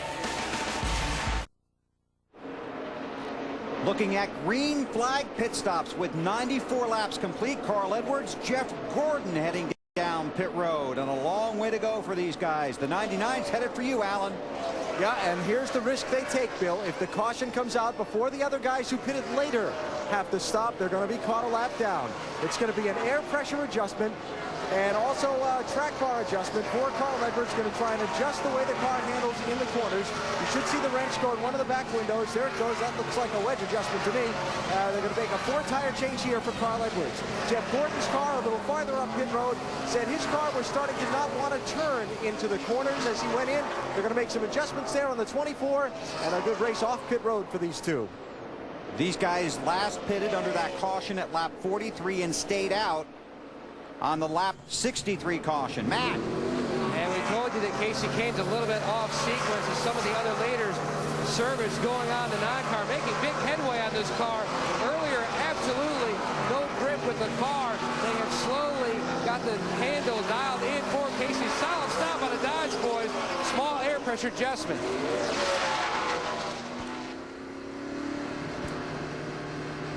So those are the guys that stayed out. The 99, the 24, and the 9 of Kane.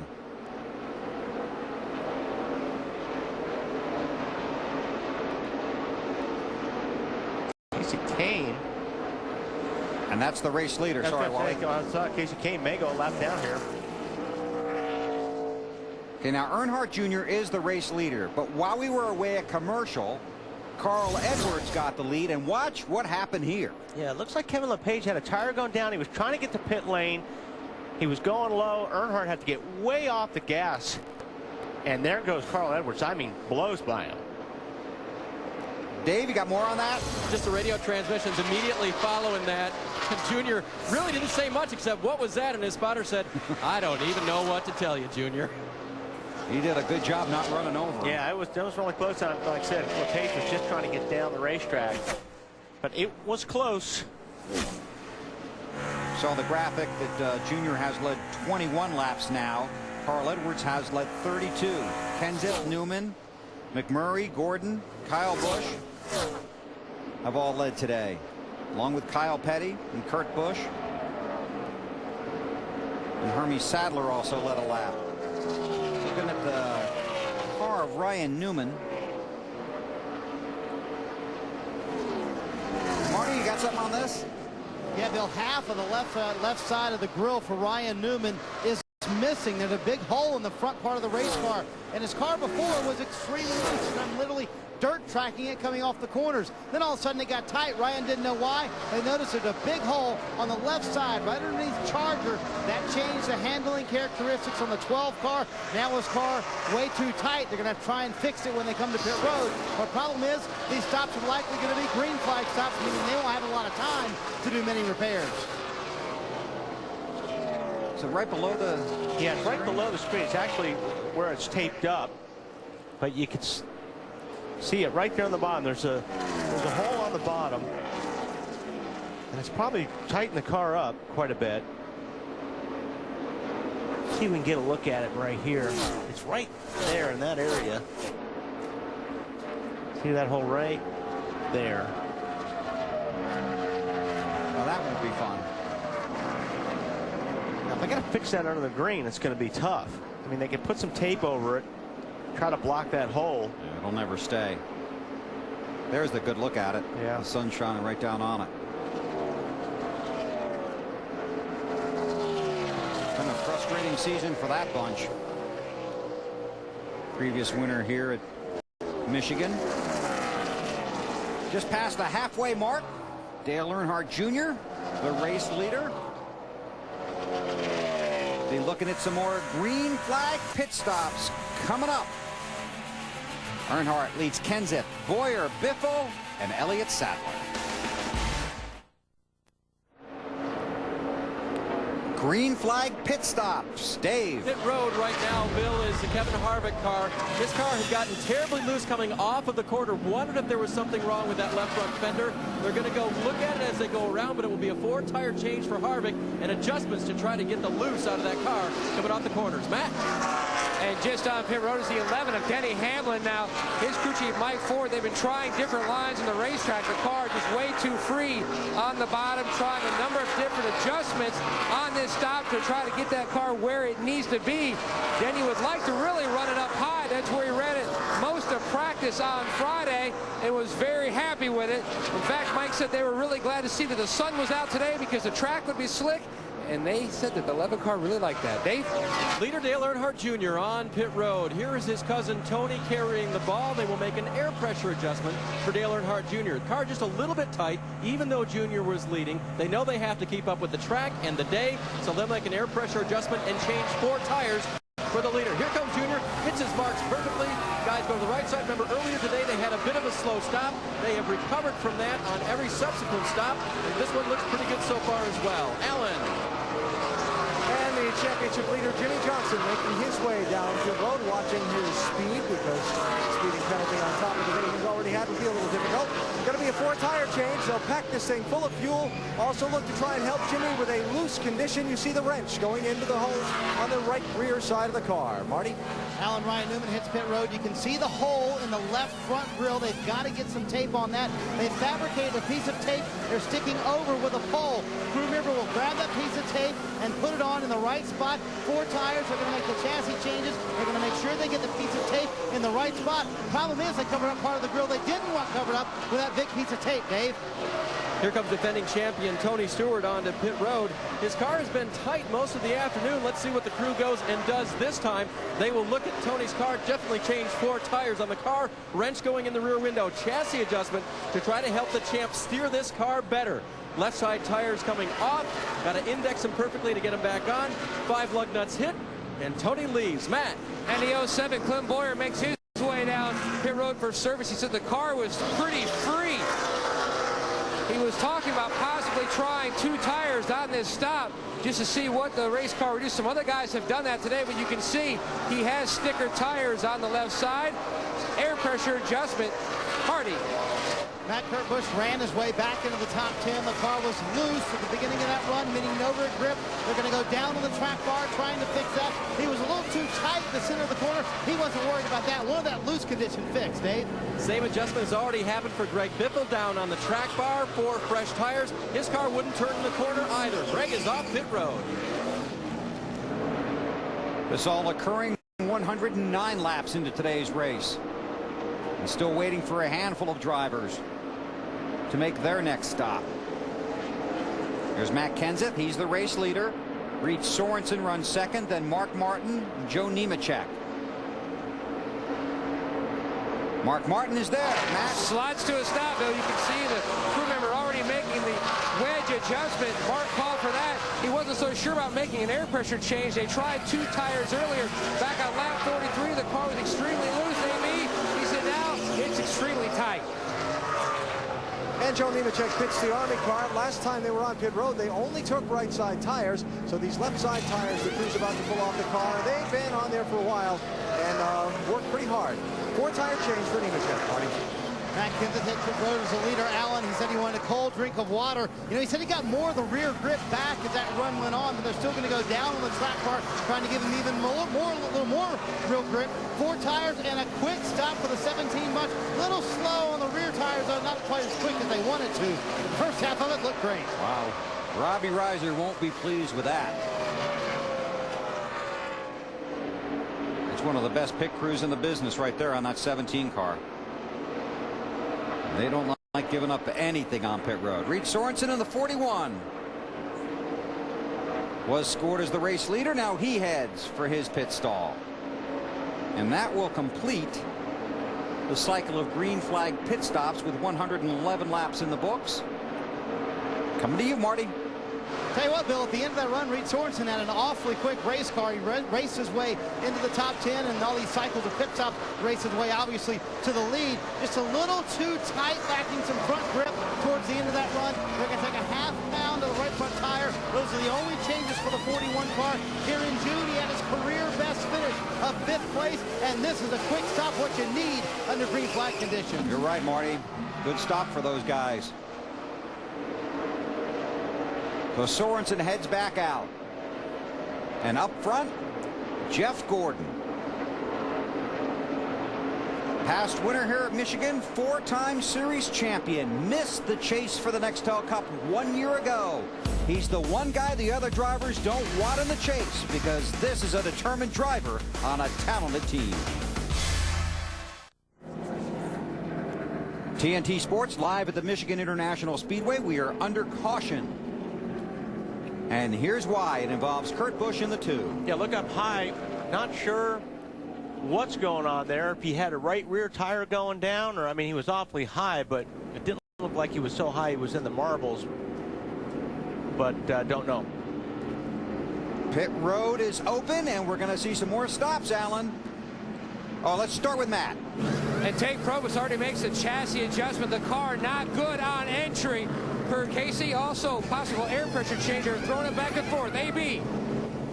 Carl Edwards and his team, along with Jeff Gordon's team, both kind of in the same spot. Because of when they pitted under the green, they had to come in here and take fuel in order to make it to the finish on one more stop. They do expect to lose some track position by not everyone stopping. Jeff Gordon's car getting 4 tires and a track bar adjustment. You saw the Carl Edwards 4-tire stop as well, and it looks like Gordon is going to barely win that squeaker off pit road. This is going to play out in a very interesting fashion. I think these guys might have the advantage by pitting now. Yep. Only have to make one more stop. Able to make this stop under caution. We'll see how it plays out. 115 laps are complete. You're watching the GFS Marketplace 400 on TNT. Beautiful day here in Brooklyn, Michigan. About 130,000 people are here. Some of them got a good parking spot in the infield for today's NASCAR Nextel Cup Series race. Kurt Busch brought out the most recent caution. He knew he had his hands full with that car. Here's his radio transmission before the spin.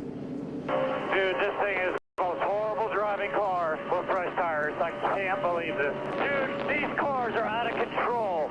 I can't believe how different they are with new tires. We'll just keep running like you did before. I can't run up there, Roger. It's dead sideways, man. I already bounced off the wall once. Try your high line if you can. Roger is car owner Roger Penske. And you could hear the frustration in his voice. Now, obviously, the spin here, that brings out the caution. You'll see the light turn red, but Kurt had to come down pit road at that point anyway because he's going to need tires Might as well dive on there and get them done, because you're going to restart at the tail end of the longest line anyway. Yeah, the worst thing you can do is go around this racetrack with a flat tire, because if the tire comes apart, then it takes your body up. You know, it just tears the body off. So, I mean, he had to do that.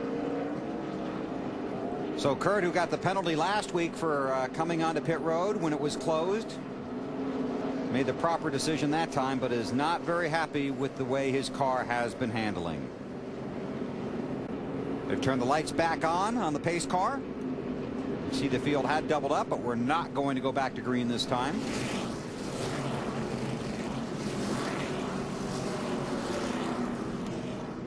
And a number of pit strategies playing out here with these guys diving on the pit road. Let's take a look at our DLP Picture Technology race recap. Fly over and all the pre-race excitement, and then the race excitement. Jimmy Johnson into the wall early and hard. Down pit road, have a look at it. Lap 18. Trouble. Yep. Jeff Gordon broke a motor. Jeff Burton. Jeff Burton. Thank you. Lap 24. Kevin Harvick. Just got away from him down on the bottom, trying to make that pass on the low side. He got sideways, did some damage to the front of the car, but the guys did a great job fixing it. Back in the race. Kyle Busch had a tire go down into the wall. He's currently scored 41st, 87 laps down. So we had a few guys with tire issues here. It seemed like for about a certain part of the race, there's a lot of guys that were going down. There's David Gilliland, and that's what you remember I was telling you about that tire coming apart. Yes. Although his fender's already crushed in, so the tire's not really ripping it up. Our DLP race recap.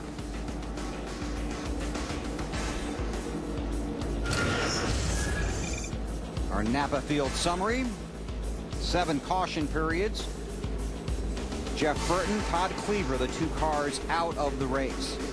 Dale Earnhardt Jr. is the race leader. Jamie McMurray in the 26 car on the front of that outside lane is at the tail end of the lead lap. But I started to say before, Jeff Gordon, Carl Edwards, Casey Kane, Kevin Harvick, Bobby Labonte among the cars that pitted. Wow. 12 car. Ryan Newman really got a start there. May have been too good of a start. We'll see what happens.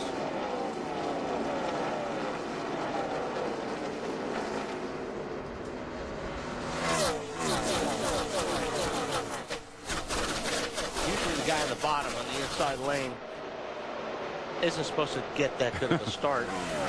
Usually.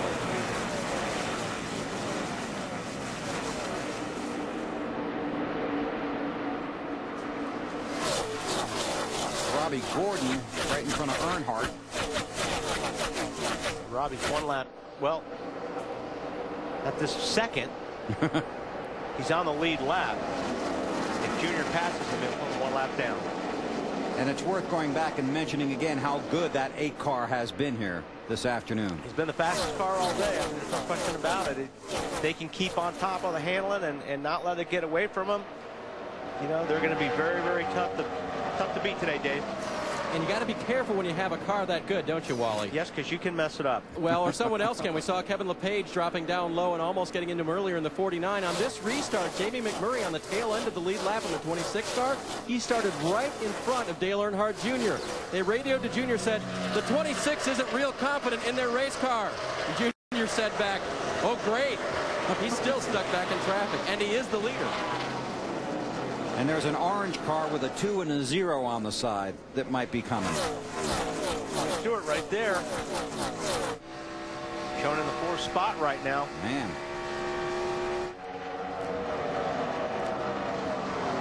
.200 miles per hour down into these corners. Dave, you got Tony too, right? Yeah, and he's having a good time here at Michigan, as he always does. He says about Michigan that usually the bigger the track, the less fun it is. But he loves racing here, as we've said all day, because you can race different lines. And we've seen Stoney stay on that high line, the last little bit of this race. And the tight race car they have corrected, and it's easier to drive for Tony now since they made a chassis adjustment. Must be pretty good to drive, because I saw 207 miles per hour. I did too. On the 20 car, so I saw that, then I looked at you to make sure you saw my the mouth same was thing. open. Scott Riggs in the 10. Riggs is 1 lap down. Clint Boyer in 4th behind Tony. Jimmy Johnson is the 5th place car in the low Chevy.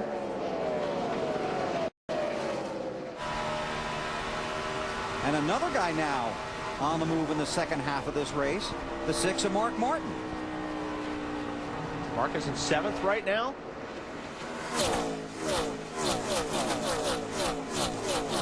There goes Mark. And don't forget Jimmy Johnson sitting up there in 5th spot after their trouble on the first, second lap. And he had that trouble at Indianapolis. And where did he finish in that race? Yeah, I'm pretty sure he finished well. That's right. I think he won it. I think he kissed some bricks after that Sure deal. did. Matt. Bill, a concern just besides the way the race cars handled it for Mark Martin was his fuel pressure gauge was a little out of whack. They didn't know right before the last stop. If he was getting low on fuel, maybe he wasn't picking up. But after the stop, Mark says the fuel pressure gauge is doing the exact same thing. So they think the gauge has just gone bad. But you see Mark running his Mark Martin line, about 1.5 lanes up from the bottom. This is one of those races where he really wants to pick up some momentum as we get closer and closer to Richmond. He was really happy with that car after happy hour. And talking to his guys this morning, I thought they'd have the weapon to get it done here. We'll see. Long way to go. 76 laps remain here at Michigan. Mark, the only driver to pull off the weekend sweep here at Michigan. Did it in August of '93. It's what Earnhardt Jr. is trying to do today. Alan, how about that 48 ride? Well, Bill, this is where these crew chiefs make the big bucks and have the forward vision in these races to make decisions. Remember when Jimmy Johnson pitted kind of by himself back at lap 54, then came back in with everybody else at lap 63. That was the lap that Jeff Gordon and Carl Edwards stayed out on. They had to stop under the green flag as the lead change goes here. Matt Kenseth looking at Earnhardt Jr. And does he have it? Maybe. We'll give it to the yellow car for now. Just to finish the Jimmy Johnson story quickly, because they came back in and topped off that fuel way back at lap number 63, they were able to stretch their green flag pit stop till lap 106. They can make the finish on one more stop, and by staying out this time, they're up to 5th. Got their track position back. Boy, you really got to be a master of managing your race strategy. Chad Knaus does an outstanding job of that. Kenseth down on the bottom. He's trying to get by that 8 car. Does he have enough? He just doesn't quite have enough to slide up in front of him, getting off the corners. It's hard to do down there, isn't it? It really is. Now they're coming up on some cars in front of them that they're going to have to probably change their line altogether now, because they've got some traffic they've got to move on. What's Junior saying about his car, Dave? You can run the high line, Wally, if your car is really fast. No, go out fast, but also loose. That's how you have to run that high line. And on this set of tires, he says it's looser than it was the last set. So he doesn't really like it at this point, and that's why the 17's catching him, Marty. Dave, all day in the first practice on Friday and then all day yesterday, and Matt Kenseth worked on making his car better on the bottom. And he said during that practice, I know Junior and those guys are going to be running the top. So kind of odd that Matt finally has his car working right on the bottom of the racetrack, because Wally, to get around him, you got to go where they aren't, right? That's right. And Junior's up high and Matt's down low. Matt's getting his car to work. The key for the 17 bunch, they think the car is better at the end of the run. So they may let this play out for a little bit on old tires. They think they might have something for that 8 car. He's working on him hard. I think the 2 got in the wall again, Bill. Wow. A lot more damage on the right front, or the right side of the car. And Kurt Busch, one of the guys on the outside looking in. Ooh, Junior had to check up here a little bit. That may have been enough for Kenseth to make this pass. He had a good run on the 12 car, but he had nowhere to pass him. And that just lost that little bit of momentum. Was see if Kenseth can make it happen. Come on down, sir. Come on. Got the caution out. Caution is out. And Matt Kenseth will be scored as the race leader. Yo! I believe he hit the wall, but again, since we talked last. Either that or that. To the garage, guys. To the garage. How about to the truck? Yeah. Charlotte. Well, he said it was a handful. Yeah, something definitely broke and went down there. Wow. Just finishing it off there. Tell you, it has been a difficult season for him. They had very high hopes for the former series champion. Getting in that 2-car, driving for Roger Penske, moving Roy McCauley to crew chief.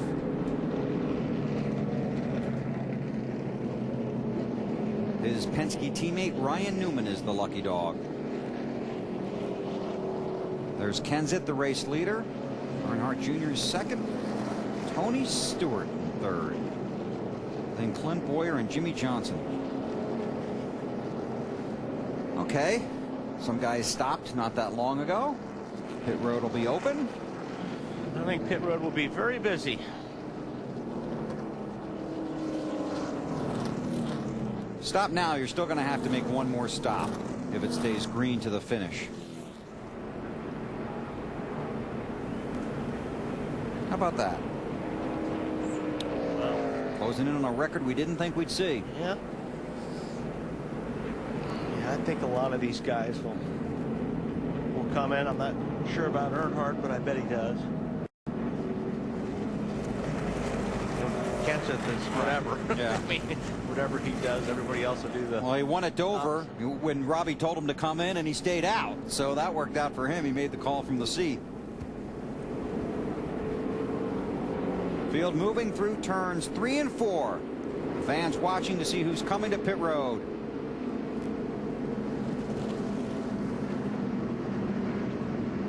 Oh, Matt got hosed. I knew they would get Whatever he does, whatever. Yep. You got to go where they're not, right? Yeah. Matt wasn't on pit road. Matt? And don't look for many adjustments, if any. No adjustment for Mark Martin. Says the car almost perfect, while the 07 Clint Boyer needs something big. His car to full-wheel slide. Marty Snyder. Dale Earnhardt Jr. said the car's just getting comfortable now. Put a little bit of that air back in the right front that you took out the last time. Then we should be good to go. 4-tire stop. Alan? Going to be a 4-tire change and a chassis adjustment for Jimmy Johnson's team. Chad Knaus telling his team, get it full, which they are working on doing right now. He expects people to take 2 tires and them to lose a little bit of track position as you see some cars going by, but a very good stop for the championship leading team. Some guys didn't have a very good stop there. And again, a variety of strategies. And not pictured on that graphic, the 8-car of Dale Earnhardt Jr. We'll check into that and set up the running order when we come back to Michigan on TNT. Still working caution here at Michigan. Want to win 10,000 gallons of free gas? Enter the Free Fuel 5000 sweepstakes from Sunoco and TNT. Just go to freefuel5000.com for details. Story from pit road. Here's Dave. Junior came into the pits, I believe, as was he leader or second place? Second place, okay, and lost a lot of positions. They had trouble on the left rear of the car. Tire changer goes to the back and it cannot get the left rear tire off. Had to de-thread the last lug by hand. Finally got it removed, and then they made the change. That cost him a lot of position. And Junior radioed himself on the radio when he saw all the traffic he was in back on the track. We're in trouble now. 19th in the running order, and not only they took 4 tires, they had the trouble, but other guys took 2. I think he's going to be okay. You do? I would rather be sitting on 4 tires right now than 2. How many laps to go do we have? 67. 67. So I think he's okay. Time to pay off the singular race talk question. How many lucky dog passes should a driver be allowed to receive during the race? That's surprising. Really? I like that. I thought people would have said a lot less. I like the lucky dog rule. Oh. And we thank you for participating. How about BP voted in that? Anytime, Bill. Lights are out on the pace car. Ryan Newman was the lucky dog. Matt Kenseth, Ken Schrader, and Dave Blaney did not pit. See how that plays out. Yeah, it's always pretty interesting on a restart when you've got all these guys that have different tires and different laps on their tires and different attitudes. Yeah, You're always going to have one guy back there that's 5 or 6 rows back that's really fast.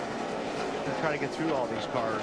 McMurray in the 26 and Riggs in the 10 are racing to get back on the lead lap. They're 1 lap down. McMurray's around the leader. Riggs will try.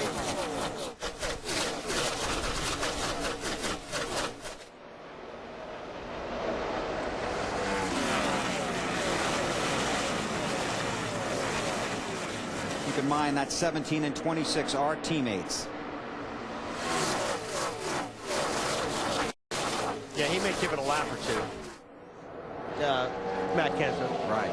But he can't wait around too long. He knows there's guys behind him that are going to be coming in a hurry.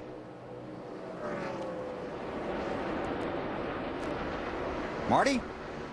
Well, as you can imagine, Matt was looking in his rearview mirror as the entire field came to pit road. He said, well, Robbie, that was just the entire field other than everybody, other than us. So they're going to try and stick it out with those old tires. Had a couple things going in their favor. Some other guys did not pit. The guys behind them took 2 tires. They're hoping all that does play to their favor. Matt's going to get out as far as he can. What they hope for now is about a 20-lap run so that everybody else, the next caution, comes down pit road with them for hopefully the final stop for the day. Greg Biffle getting a really good run off before there. He dives all the way to the bottom. Might pick up a couple spots here if he can slide up in front of Tony Raines, which he will. Biffle inside the top 10 here.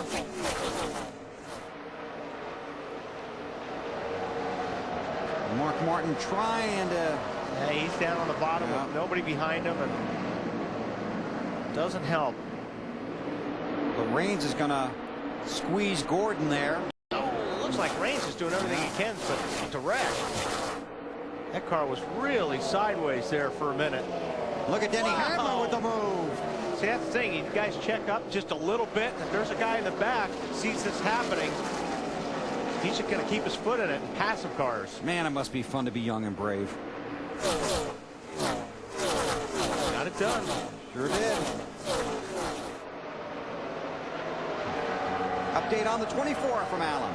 Yeah, I got shuffled back in traffic a little bit by the strategy, Bill, but I just talked with his crew chief, Steve Letard. He said they're interested in their track position at lap 200. They wanted to take 4 tires now, knowing some others would take 2, expecting that if they have to make the last pit stop later in the race, they'll do something different than everyone else. They'll be set up to just take fuel only, or maybe just get right side tires and minimize the time on pit road then.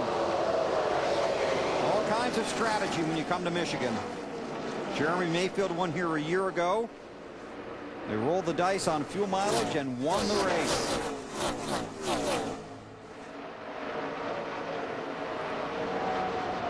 Reed Sorensen restarted 3rd, has fallen back to 6th after taking just 2 tires on pit road.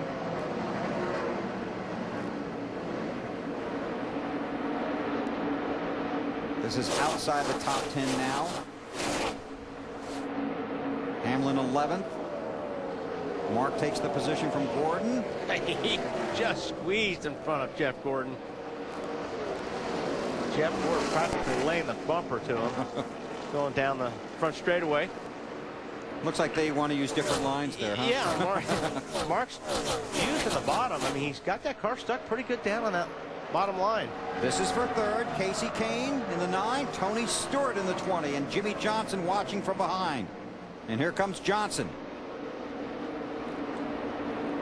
How about Schrader, 2nd? The 21 car. On board with Johnson.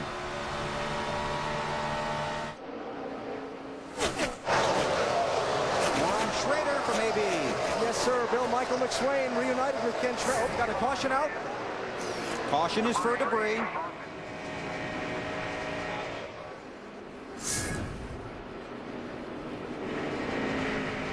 This is getting real close to that pit window we talked about earlier. Somebody's going to try it now for sure. Absolutely. Come in and top it off right before they go back green. There's the debris on the apron right by the start finish line. Scott Riggs is the lucky dog, and McMurray also back on the lead lap, and that will put 30 cars on the lead lap.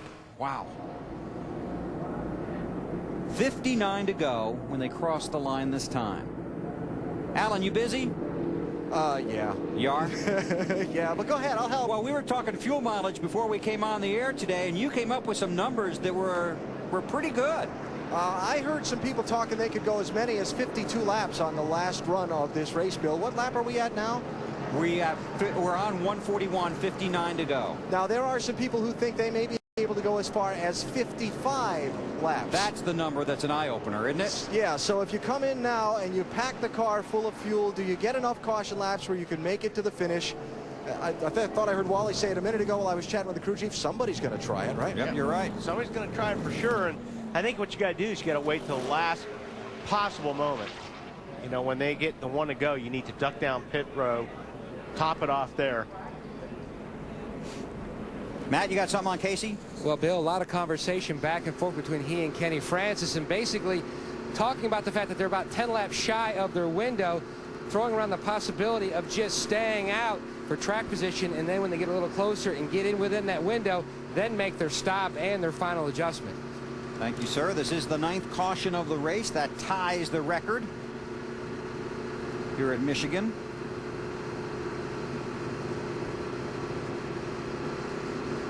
And I'll tell you, I guess you'd have to stay out. I mean, if you can't make it, you have to stay out. Well, we're about to find out.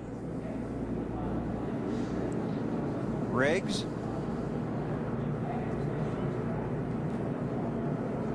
Up. I think there are some takers. See how it plays out. You're going to come back in and top off before they go back to green. Be fun to watch. Always is. NASCAR NEXTEL Cup Series racing from Michigan on TNT is brought to you by the Home Depot, NASCAR's home improvement warehouse.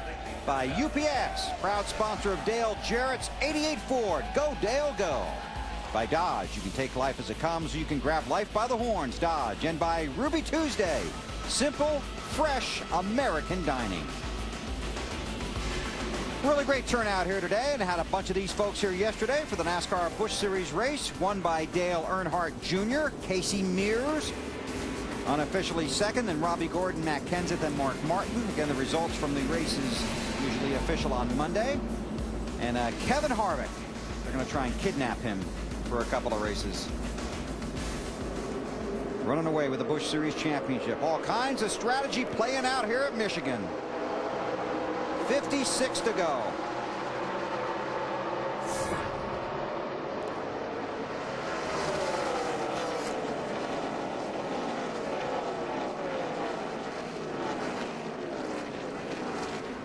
Mixing it up with a lot of traffic right now, Bill. In fact, watching Earnhardt Jr. before that yellow came out, he was having a little bit of trouble back there. Stewart got tangled up behind Schrader. Jimmy Johnson trying to make a run. Stewart now second, Schrader third. On board with Schrader.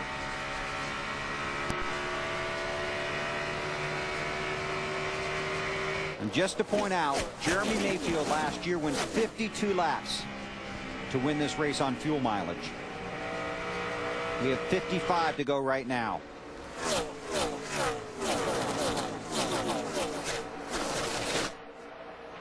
Now, Jimmy Johnson down on the low side. Wow, Kyle Petty in the middle of that and looked to be off the pace. Alan? Hey, Bill, remember at the very top of our broadcast just before the green, I talked about how Chad Knaus expected the upper lane to give up grip late in this race. Look where that 48 car is running. Right down on the bottom line in his final laps, and he's moving up. See how that plays out. There's Chad. Missed the first 4 races of the season. But this team has not missed a beat. Lead the championship standings right now by 104 points over Matt Kenseth. It's time to get racing. Yeah, they're going to get busy right now. They're running very hard. Casey Kane up a little bit higher than Tony Stewart's running right now. Jimmy Johnson right there with him.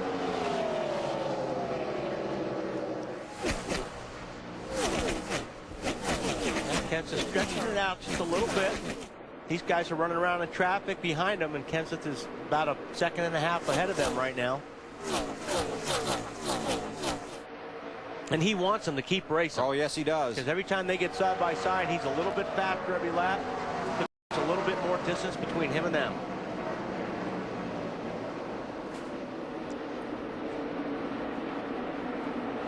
Kane going for the Michigan sweep here in 2006.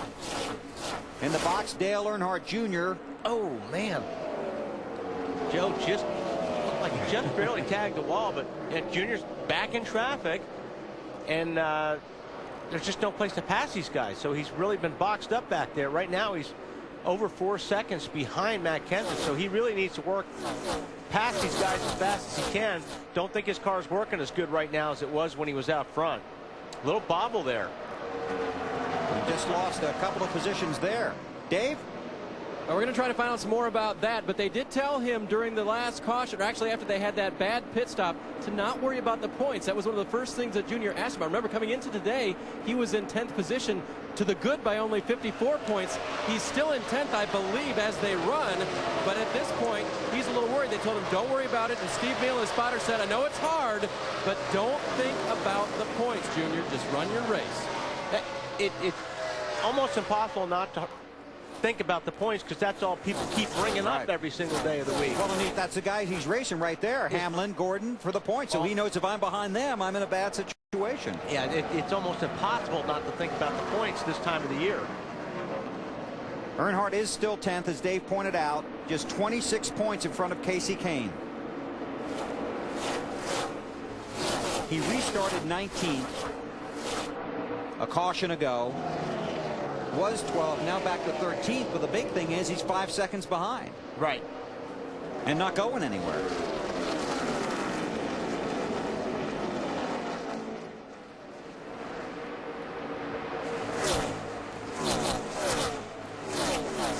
He's back up toward the front. Kasey Kahne has 4th. Carl Edwards wants it. And got it.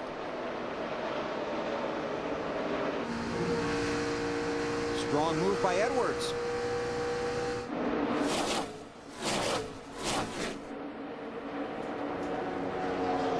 Yeah, Carl got a really good run there and was able to get in front of Kasey before they got out of the corner.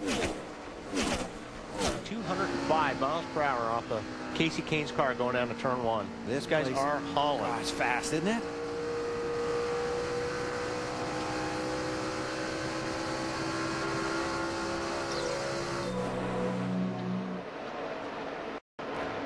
Gordon currently running 10th, trying to make his way back into the chase for the championship. Knows you got to get as many points as you can, but it's not easy to do. There's things that are unpredictable that happen out there, and at the end of the day, yes, you are racing the guys that you're trying to race to get into the chase. You know, Junior and Kane, Stewart, Hamlin, guys like that. And we haven't gotten into that mode where we're focusing on them yet, where we're on the radio saying, okay, this guy's in this position, we got to get this. We haven't done that yet, but I would imagine it's going to start here pretty soon. Yeah, like 2 laps ago. Yeah, that's what I was just thinking. Gordon now up to 9th. Kasey Kahne and Mark Martin. Kahne going the wrong way. Martin tried to pick up some positions. We'll show you the points as they run. And again, you can see how close it is right there. 4th, 5th, 6th, and 7th. An 8th three-way tie. Unreal. Burton's out of the race. Big winner right now, though, is Carl Edwards. Just 158 out with 3 to go after today. But still 47 to go in this one.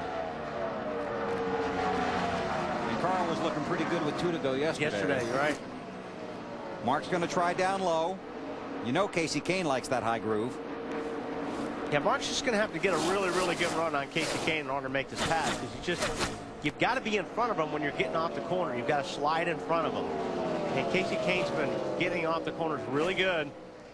So I think it's going to be real difficult for Mark to make that pass, trying to pass him on the low side.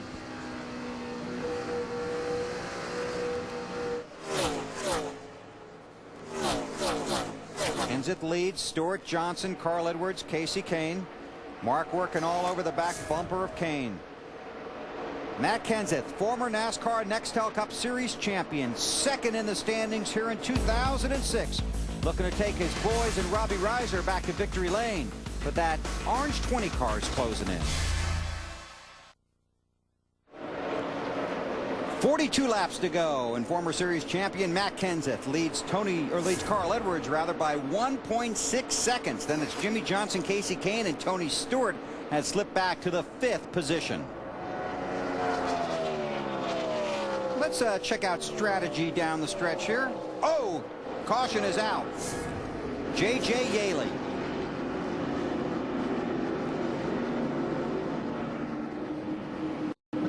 And this changes everything.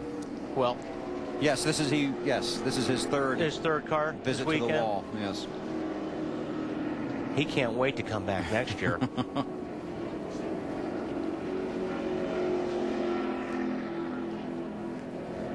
Okay, we'll go on board with Stremme, see what we can see.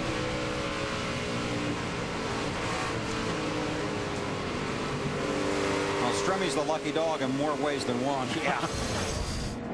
Boy. Tough weekend at Michigan for JJ. But I think the fuel strategy thing has changed. Because just about everybody will make a visit now, don't you think?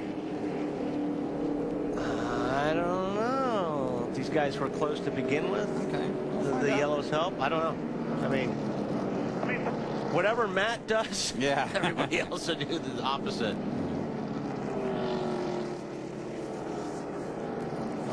Let's take a look at our All-State Good Hands driver. How about Dale Earnhardt Jr.? I'm going fast. I'm going fast. Oh, man. It's like riding with Wally on the way to the airport. Didn't hit him. Watch Carl go by. There we go. Allstate, the official insurance sponsor of NASCAR, and Earnhardt gets our Allstate Good Hands Driver Award. On board with Dale Jr. 2 tires and fuel. That what you're doing? That's what I would do. Taking 4. You sissy. I'm taking 4. And then it's going to put you in the back. You're going to be stuck in traffic. Because I think wait on the gas truck. Let's go like hell here. It's Robbie Reiser, Kenseth's crew chief. Time for our pit guys to go to work. Here they come. Matt. And a lot of conversation, Bill, just about whether to make any adjustments at all. As you see the 9 of Casey Kane peel off to a stop. He said just bolt 4 tires on it and let's go. He says the car just way too free to run the bottom. Absolutely no side bite. Marty, that's why you've seen him go back to the high side. What a break for the leader, Matt Kenseth, who is 2 laps away from a green flag pit stop and giving up all that track condition. No front grip. They make air pressure adjustments to fix that. Dave? Tony Stewart's car too tight in the middle of the corner. Track bar, air pressure out of the right front. He's gone. Allen. A 4-tire change here for Carl Edwards. Going to fill it up with fuel. They made a small adjustment to the car. Let's see how things sort out off of pit road.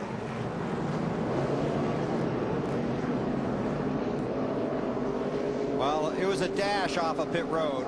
We'll have to sort out the running order and the different strategies coming into play when we come back to Michigan with just 39 laps to go. Coming to the green, Clint Boyer is the race leader. Elliott Sadler runs second. They took 2 tires. Matt Kenseth is third. Green flag, come on.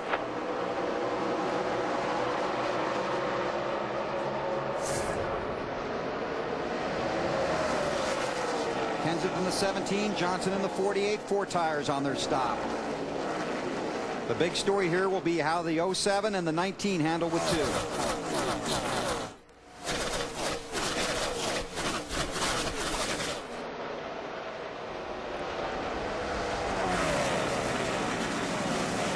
Looking low, but Elliott Sadler shutting the door in his first ride for Evernham Motorsports. But he's going to slide up the racetrack. Don't know if Kenseth's got enough steam. He's going to pull beside him. Ew, those 4 tires got him through 4 pretty good.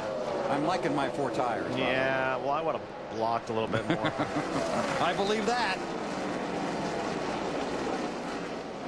Kenseth chasing Boyer for the lead. Earnhardt Jr. is back in 15th, has not had much luck in traffic after leading 40 laps earlier in the race. Matt Kenseth around Boyer. Boyer coming back. Yeah, Kenseth slipped up the racetrack a little bit. He had to get out of the throttle just a little. Boyer didn't. They drag race down the straightaway. Kenseth by 3/1000ths of a second if you're scoring at home. What are you doing, Marty? Wow, that was close, too. Go ahead, Marty. We'll watch this. And imagine this, guys. Matt doesn't like the handling of his race car right now. He said, I know with the changes we're about to make on this last stop, I'm going to be screaming loose in the first couple laps, but give them to me anyway. Those 4 tires make all the difference in the world. Matt? And you can see the 07 Clip Boyer working the high side around the 17. We're running about a lane off the bottom now. We're talking about trying 2 tires earlier for track position because the car was just that good. They're hoping now they can just keep him out front. It was a little bit free, but it was a little tight on entry, but not bad, Bill. Thanks, Matt. Kenseth knows the 4 are better than 2. So does he have to be more patient, or does he just go get it now? Well, he's a little bit loose right to begin with, like they were talking about. That he may have to wait until it comes to him a little bit. So, yeah, I mean, he's got plenty of time. We've got 34 laps here left in the race. Black flag for the 88 of Dale Jarrett for smoking on the racetrack. I thought he quit that. 07 car's really loose right there. I mean, you saw him a couple times catch that car through 3 and 4. The car was smoking. Oh, the car was smoking. So his 2 tires are still working pretty good, but he's got his hands full, and Kenseth sees that. He's going to get behind him and make it worse, or I would. But Matt's a much nicer guy than you are. That's true. And he's going to get the spot here. I think his tires have finally come in, got the pressures in them. And Clint's not going to give up easy. Boy, you see Boyer's hand? Yeah. Boyer's hand keeps going to the right. That's not what you want on an oval. This is why fans come to Michigan and watch the Michigan race. Just 32 to go. Now Matt's got him. Now he's got him. Now he's going to climb up high. And here come the... Johnson looks like he's got his hands full, too. So a hungry pack behind him. Johnson, Kane, Stewart. Here comes Mark Martin. Inside of Elliott Sadler.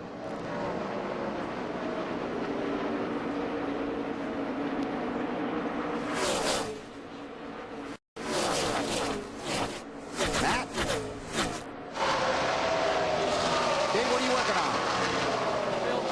Bill, I'll talk a little Elliott Sadler here. It's fun to watch these guys gamble at the end of this race for track position to keep Elliott up front. Remember the 19 car here last year? We've already talked about it. Jerry Mayfield gambled on fuel mileage at the end and won the race and essentially put his team into the chase. This year, new driver here at Michigan, having a great day. The chemistry seems to be working, and at the end of the race, they said, let's have a little fun. Stay up front, take 2 tires, and hopefully they can stay up front. Thank you, Dave. If Elliott Sadler can get a top 10, that'd be huge for him, huge for Evernham Motorsports.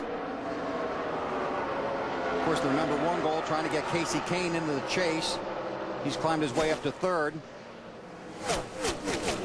But Sadler knows it's all about momentum at the end of 2006, heading for 07. I think momentum is a big part of our sport, and if we can gain some momentum the next 14 races, we're going to feel like when we go to Daytona, we're going to be a top 10 team. So we're really looking forward to each track and what we need to do and try to build off this thing. You know, this is my first time ever in a Dodge Charger, so I've got a lot to learn in traffic and stuff like that, and you know, I'm looking forward to learning. I think the learning curve is going to be steep. You know, this team's out of the top 35 in points, so we got a lot of work to do each and every week we get to the racetrack. And, you know, we talked about how much pressure is on this deal right now. You've never seen drivers switching rides this early in the season. And I think a big part of that is that just like Elliott said, you're trying to get that momentum. So when you come to Daytona, you know, it's not like you're coming with a new team and you're learning everybody, because that does take time. So, you know, we talked about it yesterday. I think it's real smart to do it this way. If it's not working and you know it's going to change at the end of the year anyway, then do it now. Right. It's best for everybody. And a lot of people didn't think Elliott Sadler was going to leave Yates with, you know, 14, 15 to go, but it worked out best for both sides. Right. I don't think he was until the situation happened with Jeremy, and that opened up the door. And, hey, let's get it done now. Teammates, the 48 of Johnson, the 24 of Gordon, behind the 6 of Mark Martin. More on the 48 from Allen. Yeah, his hit, first of all, Bill, his pit crew has had some outstanding stops today. They gained him a couple of spots on that last pit stop. They also made a chassis adjustment. Jimmy reporting in just a minute ago that his car lacking some rear end grip, and he's fighting to hang on to every position he can. You saw that right away, didn't you? Yeah, I've been seeing that since they dropped the green. He's really had his hands full, and you can see the wheel through the car. That's what's so cool about watching these races. A lot of these guys have tape on the steering wheel. It's a white piece of tape. So when you come in the pits, you've got your steering wheel. It helps the driver keep the steering wheel straight so they can get the wheels off the car.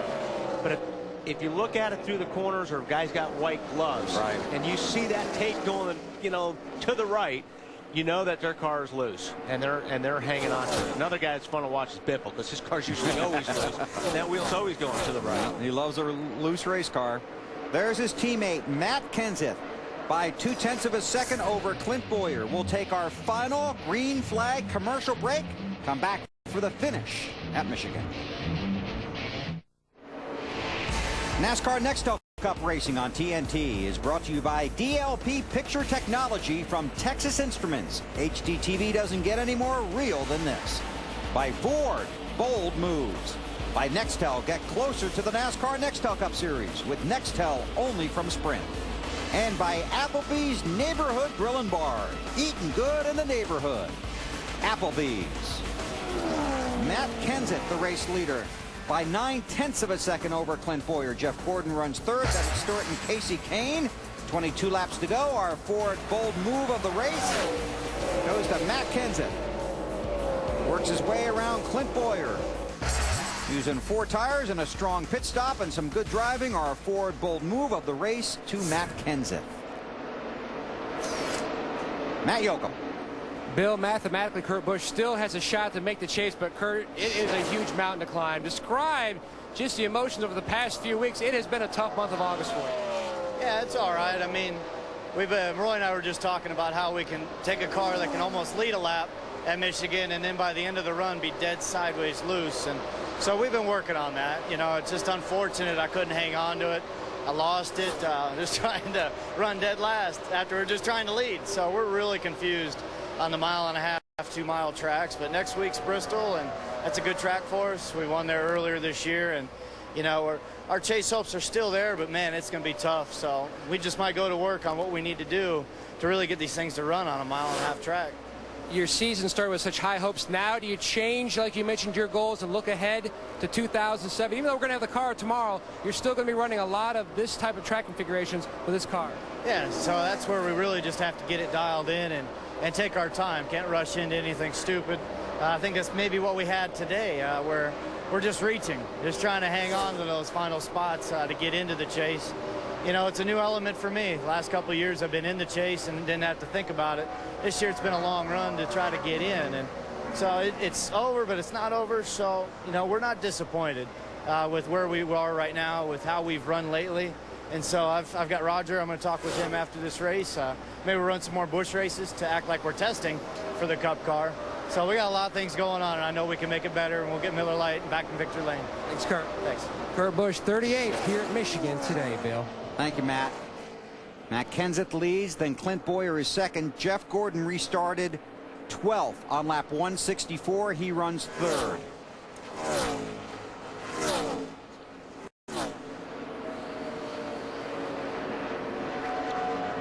And Ryan Newman, his teammate, of course, his teammate's not having a good day either. No. Ryan is 27th spot right now. And Carl Edwards led 32 laps earlier in this race, and he has fallen all the way back. 19th right now. 19th, okay, and that's really hurting him in the championship standings. He was like in the top 6 10 laps ago, wasn't he? Yep. He's struggling. Earnhardt Jr. has made his way to 10th with 18 to go. There you see Gordon, the fastest. Speeds at the line. Jimmy Johnson restarted 5th on lap 164. 12th right now. And is the cliche he has his hands full? He feels like he's on a half-mile dirt track. Watch him go down into turn 3. And just watch his hands. It's really moving the wheel. Really being gentle with it. See how he feeds it? He's trying to feel where the car's going. There's the loose right there. When he goes back to the right. But when you move that wheel, it's like you're trying to feel the car. He doesn't feel like that car's getting into the racetrack. So you kind of move that wheel around a little bit. When you crank it to the right, you've lost it. You know, you've lost the tail end of the car. He has slowed down. I mean, that car is so loose that he's taking it a lot easier than he was 10 laps ago, and he's losing a lot of time right now, but the car is so loose he can't do anything else. You can't turn the wheel when the car is loose. The more you turn it, the more sideways it wants to get. So just really got it. Look at Robbie on the top. Right, and that's crazy loose. Yeah, and that's fourth position. Yeah. So it's a fun shot to watch. See these guys, how hard they work in these race cars. Because I'm telling you what, these race cars are not easy to drive. I know it looks easy from where we sit and TV and stuff, but these are the hardest cars to drive as far as anything goes in racing. I mean, I've driven a lot of different cars. These cars are pigs. They are hard to drive. And once the handle goes away, it's just so much just gets worse. Right. Yeah, it just gets worse. And you've got cars all around you, and you're racing for every single position. So, you know, these things are tough. Johnson is 12th. Robbie Gordon is 13th. He's come back from a spin early in the race. And he's trying to get that position away from Jimmy. Not missing anything up front. Kenseth by more than a second and a half over Boyer. Gordon is 2 seconds back. Update on Jimmy Johnson from Allen. Bill, just along that storyline you were talking about Robbie Gordon. Remember, the day started on lap 1 for Jimmy Johnson with a flat tire. They were a lap down before we even got 5 laps into this race. They've come all the way back up into the top 5, and now they're just kind of struggling on. But from where the day started, still not a bad effort. Marty? And Allen, it has been an adventure for Robbie Gordon, as we just talked about. The spin early on today, got a little contact on the right side, but on the last stop took 2 tires, hoping to keep it up there in the top 20 at least. Currently they're running awfully better than that, though. A little bit loose, and there's a battle for second, Bill. Jeff Gordon looking under Clint Boyer for the position. Boyer's hung in there pretty good sure on those 2 tires. He's been running good lap times. Matt Kenseth has not really driven away from him, so. But 24, Allen, got those 4 tires. Yeah, he did, Bill. And Crew Chief Steve Wally, rather, sorry. Crew Chief Steve Letarte told me earlier that one way or another they were going to get a top 5 finish today. They had the strategy taken out of their hands by there being so many laps left in the race when that caution came out, so they put it in their driver's hands. He's taken them up now to 2nd place. He's knocked a second and a half, actually almost 2 seconds off the advantage Matt Kenseth had on him 10 laps ago. 13 laps left. I don't know. Let's see. Well, we'll take a look at that, Marty. I mean, Alan, I'm sorry. Touche, my friend. Now, we got to work something in here. I want to remind everybody that our partner, Benny Parsons, not with us today. This is for position. This is Earnhardt trying to get 7th away from Greg Biffle. I think Biffle pretty much gave it to him on that one. He pulled over and let Earnhardt have it. Update for on the 8 from pit road. And Bill, this is working for Dale Earnhardt Jr. Jr. wanted to take 2 for track position on the last stop. Crew Chief Tony Eury Jr. said, let's take 4, and I think you can beat some of these guys. And he's driven from that restart in 13 all the way to where he is now. Thanks, Dave. We know Benny's watching. Benny couldn't be with us today, but one of his responsibilities, cueing the duck. So, truck, cue the duck, please. Almost forgot about it. Our Aflac trivia question. Who was the last driver to win both Michigan races in the same season? Come on, Wally, take a stab at it. The Yates driver? I don't think so. No. Then I don't know. Bobby Labonte. Bobby Labonte. Back in 1995. 3-time winner here. Aflac. Our Aflac trivia question. Charlie VP be back with us soon, and he can go back to queuing the ducks, so we don't have to wait till 11 to go because I forgot all about it. So now the thing to watch is see if Gordon can close in on Kenseth. Right here, Hamlin racing for a position. Last time at the line, it was 1.8 seconds. There's Matt. There's Gordon. Well, let's see what it looks like this time at across the line. Jeff Gordon that time was, I mean, just a tick slower than Matt Kenseth. How about the leader, Marty? Well, Bill, isn't this interesting? This seems to be a replay of Chicago, isn't it? Matt Kenseth out front in the same exact race car. Jeff Gordon a little faster behind him, catching him. They radioed to him, so the 24 is coming. Matt said, I know he's coming. They said, maybe you want to move up half the lane in 1 and 2 and 3 and 4. Seems like 24 is running a little bit higher than you are there. When they radioed that to Matt, he said, I've been taking care of my tires. I'm going to go use them now. Hopefully we can keep this car in front of the 24. Alan? Jeff Gordon just came on his radio after saying nothing for about the last 20 laps and said, guys, I'm not sure if I can catch him or not. Steve Letarte jumped right back, gave him lap times, told him he's faster than Kenseth.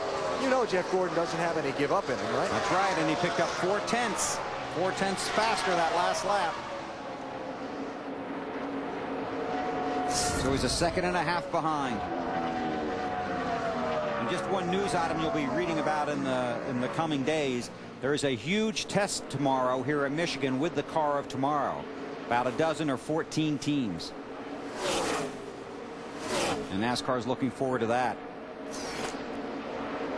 And Vice President for Competition Robin Pemberton told me in the garage this weekend that they are looking at a way of perhaps modifying the stoplight coming on to pit road that indicates whether the pits are open or closed, coming off the Kurt Busch incident last week at Watkins Glen. Nothing has been done, but basically what Robin said, we want to make it better for the competitors and we want less headaches for ourselves. So they're going to try and look at that. There have been several options kicked around in the garage area since Watkins Glen, including perhaps adding a yellow light before the red light comes on or moving the line. But anyway, NASCAR wants to look at that. I think that light is hard to see. I mean, although it doesn't look like it from where we sit and everybody else sees it, but sometimes it's really hard to see when it's up that high. And when you're a driver, you're coming down pit lane, you know, you're really trying to focus on, you're looking for your pits. So that light needs to be a little bit lower. Matt Kenseth continues to lead. Gordon still second. Then it's Boyer, Stewart, and Casey Kane. Carl Edwards, Allen has dropped all the way back to 23rd. Yeah, Bill, and he restarted 7th with 37 to go. I know this race for the lead's good. We just want to not let the story of Carl go before we tell you this. Just after that restart, he bounced off of someone or something, never said what, just called in on the radio, said he had damaged the fender on his car, and he's been done since then, sliding backwards. And if you weren't with us for the Bank of America countdown to green, NASCAR very unhappy with the way Carl behaved after the race here yesterday, making a run at Earnhardt's car after the race was over, then going to victory lane to discuss the incident with Dale Earnhardt Jr. Penalties and or fines could come tomorrow or Tuesday. Well, I'll tell you what, where Jeff Gordon's running right now, it shoots him up to, what, 6th? Yes. In the point standing. So this is a pretty good day for those guys. I said earlier, they thought they had a really good race car for this race today, and so got a car slow coming off of turn 2. It's Martin Truex. 5 to go. Left front is flat. If he can get to the apron and slow down and keep that tire together, we should be able to stay under green. Pick up on the rear bumper. Left rear is flat as well. He's got a big old wheel mark in the side of the car.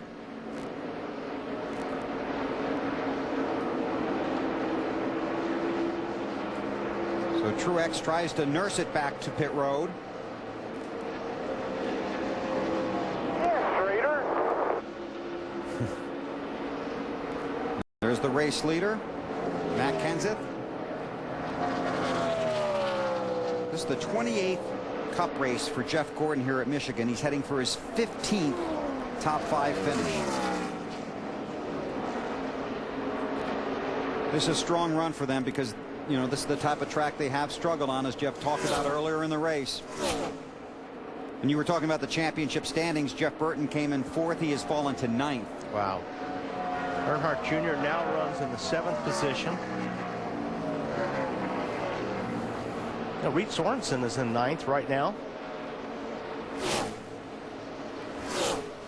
Marty on race leader Matt Kenseth. Bill, I was going to ask Wally, you ever have a favorite race car, Wally? Yeah. That you just love? Yep. Well, this is Matt Kenseth's favorite race car. And when it was wrecked after Chicago, when Jeff Gordon got into him, they literally spent a month getting the car ready for this race. It took a whole new body, a new front clip, a new rear clip. It's been to the wind tunnel twice. It's been on the chassis dyno 3 times. Give credit to the 17 bunch for spending all the time getting this car ready. Clearly, they got it fixed. It's just as good as it was before. It has 1 win and 2 seconds. Looking for its 2nd win this year. Alan? But Jeff Gordon came into this race 9th in the championship, very much on the bubble for making the chase for the NEXTEL Cup. He said entering this weekend, we've been putting up a pretty good fight, but that fight has been for 12th to 15th place finishes. We need to make that fight for top 5 finishes. I'm hoping we can step it up and turn things around here. Well, this team has done that so far today. If things hold as they are now, Gordon with a top 5 and some much-needed points heading down the road to Richmond. Thanks, Alan. 2 to go. Clint Boyer off the pace. Yeah, a lot of smoke coming from that car. He was in the 3rd position with just a couple laps to go. What a bummer. And he's going to the garage. I wonder if they have an engine problem in that car as well. Teammate did. Yep, Jeff Burton, 42nd today. That's 5th place up there. Mark Martin, Dale Earnhardt Jr. Meanwhile, Matt Kenseth Flag this time, white flag. takes the Clear white by flag. Last lap at Michigan.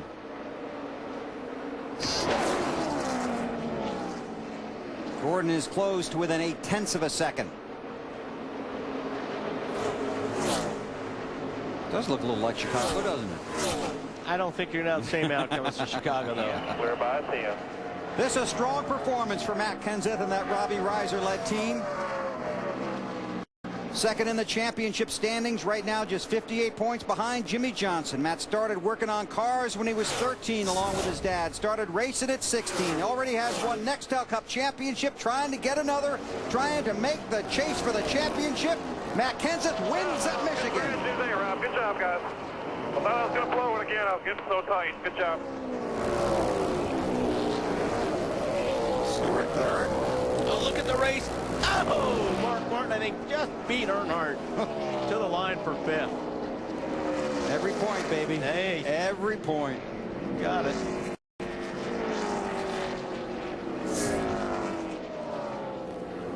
Elliott Sadler, 10th. Momentum. Yeah, that's a great start. So Kane is 4th. Sadler is 10th. And Scott Riggs 14th. All 3 Evernham cars with a top 15 finish. Here's Marty. Well, what a day for the 17 crew. They were 1 lap from having to make a green flag pit stop in the middle of this race. You're getting some congratulations. All that work that went into this car over the last month paid off, didn't it, Rob? Well, it says a lot for the guys that work back at the shop and build the engines and build the cars. I mean, to have a car get wrecked that bad and bring it back your first time back and run as well as we did, it says a lot for everybody that works in these race cars and this race team. You having flashbacks to Chicago when the 24 was catching you? Well, I think Mad was probably having flashbacks, and he was probably, he was saving that car for the end. I think, we were waiting for that green-white checker that always seems to come out mysteriously, so great job to Matt and everybody here. No overtime today. Matt Kenseth wins in Michigan. This car was so bad here on Friday when they were lined up for qualifying and the weather was gloomy. His guys were doing a rain dance on pit road, hoping qualifying would get rained out so we'd have a good qualifying spot. Then Matt went out and qualified 3rd and won the race. And we've talked about it before, but that's an extremely close-knit team. And it's not just the 7 guys over the wall or the guys here at the racetrack. It's the entire organization. It's Katie, his wife.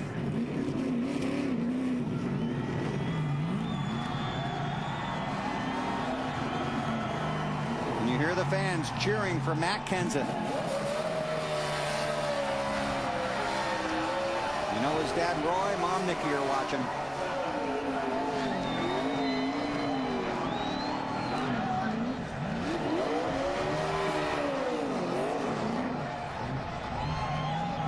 I'll tell you, you get into the chase, you're going to have to beat him. Post-race interviews. Let's start with Dave.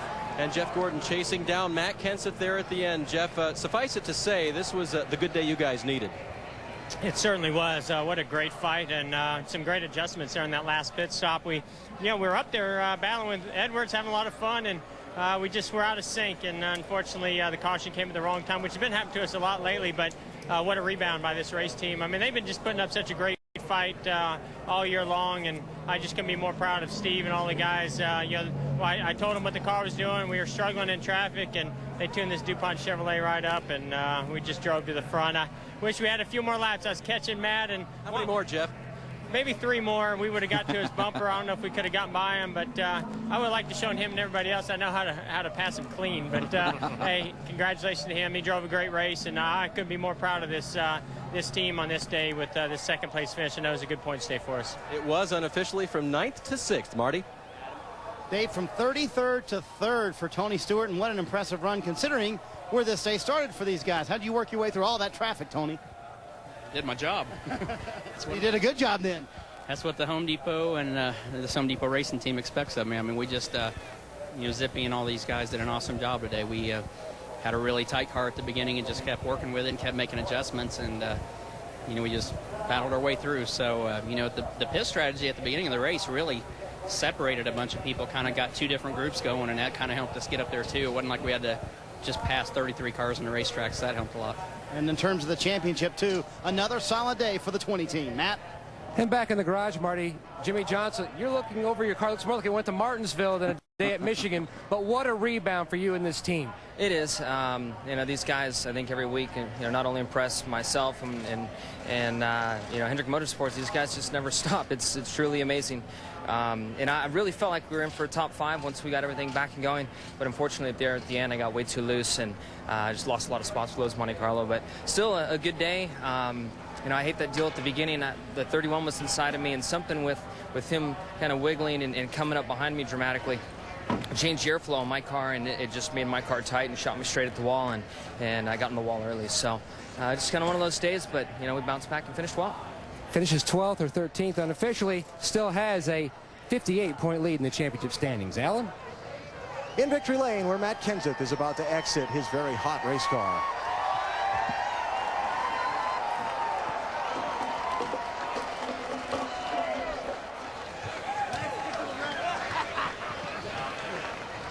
And just so we set the record straight, here's a guy drove a 400-mile race all day, perfectly fine, and he scratched himself taking his helmet off. Congratulations on your 3rd win of the year. When Jeff Gordon was closing on you in those last 20 laps, what were you thinking? I was hoping he didn't catch me. I did have flashbacks to Chicago and even Las Vegas, where Jimmy beat me at then. So I just we were a little too tight that run. I just tried to really back up the corner and not use up the front tires. Vegas, I ran the front tires off, and I really did at Bristol too, and Chicago we were too tight. So I just decided to go slow and begin the run, save what I could for the end, and thankfully we had just enough. When you came down pit road, when you stayed on the racetrack rather at lap 131, and everybody else came down pit road, did you think your chance to win was done? I didn't know. I knew everybody had to pit one more time, and earlier in the race, everybody was on old tires, and that was actually our fastest run, like on 10-lap tires. So I gave Robbie so much crap all week for our pit strategy at Watkins Glen. I'm glad it worked out today. He did a great job of, after we ran a few laps, we went out there, if not pitting the next lap, but just sticking with it and saying, no, we're only going to pit one more time. So he did a great job. And real quick, I got to thank DeWalt and Ford Fusion, USG Sheetrock, R&L Carriers, Carhartt, and G Silicone. And we just got great partners on this car. I'm just so proud to be part of this team. Congratulations. Thank you. Matt Kenseth wins today at Michigan. Marty? Alan Dillon Jr. finishes 6th, and walk me through the middle part of that race after that pit stop. Well, we were really good at the start. One of the best cars, I thought. We led a lot of laps, which was a lot of fun. Good to run like that on a track like this in front of these fans, so in front of the Chevy crowd. So we made a mistake on pit road. I don't really know what it is or what happened, but it cost us a lot of points, and we came out 20th or something like that. It's tough for me to rebound after that. We tried, but we got up to 6th or 7th or whatever. I know you had fun battling with Mark Martin as well at the end. Mark's a legend. I got the utmost respect for him. Watched him and my daddy run a lot of races together, and when I can be on the racetrack with him and trying to catch him at the end for a position, that's a great scenario for a guy like myself. just watched him race for so many years. He's praising you over here, Mark, about that fun battle to the end. Yeah, about 3 more feet, 1 more lap. Who was going to get it? Who's going to get it? I don't like running high, but I knew if I wanted to stay in front of him, I was going to have to make him pass on the bottom. So I was going to force him to the bottom. That's as much fun as anything, isn't it? Yeah, it is. I mean, Mark's a great driver and one of the best the sport's ever seen. And whenever you can get on the track and race with him, it's something you should always cherish and remember. And I don't get to do it often, but it's a lot of fun. It's something a lot of fun. There's only 200 laps, a handshake there at the end. Mark Martin finishes 5th, Dale Jr. 6th. Dave? Casey Kane finishes 4th after starting 15th. You happy with that? Yeah, I'm real happy. It's nice I won't have to watch TV this week and watch myself screw up on the final lap. So it's a good thing. Our Dodge dealers, your AW Dodge Charter race team did a great job all day in the pits, and we just couldn't get that little bit we needed, but we were right 4th, 5th, 6th all day long, and I'm pretty happy to be there, happy that we gained some points, and looking good for these next 3 races. And talk about the fact that Evernham Motorsports, all 3 in the top 15, and the 19 car running very well.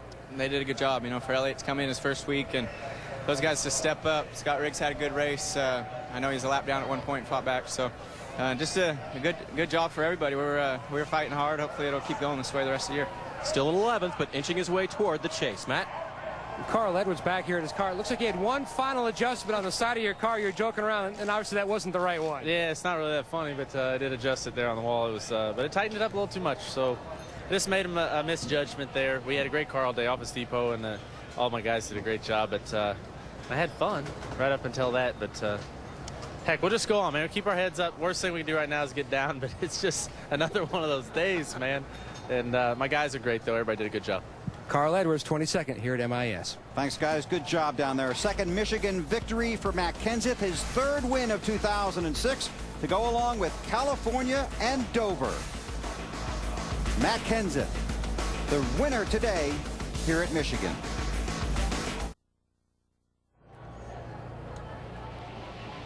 Here are the championship standings with 3 races before the cutoff. Jimmy Johnson did not lock himself in today. He'll probably do that next weekend, depending what happens at Bristol. Matt Kenseth, 58 back. The big number here, 4th place. Mark Martin is only 138 points ahead of 11th place, Casey Kane. And again, all the results and the point standings become official when NASCAR releases that information on Monday. This all unofficial, but this is pretty darn accurate. Yeah, Carl Edwards, Kurt Busch didn't really help themselves today too much. They just made it a whole lot tougher again this chase. Yeah, so Casey Kane and Biff will have a shot, but right. Edwards... And, they really don't. Yeah, and it's going to be tough next week because you know where we are next week? We are in Bristol. NASCAR, Bristol. Next week, that's all you need to know. It all starts with Friday. It's NEXTEL Cup final practice at 7 Eastern, followed by the NASCAR Busch Series in action at Bristol. Then Saturday, we're back under the lights. It's the Sharpie 500 as the race to the chase continues on TNT. Our coverage Saturday night begins at 7 o'clock Eastern with the Bank of America Countdown to Green. Next on TNT, don't miss Signs on the East Coast, and on the West Coast, A Few Good Men. Our best get well wishes to Benny Parsons, and congratulations to Matt Kenseth, the winner at Michigan.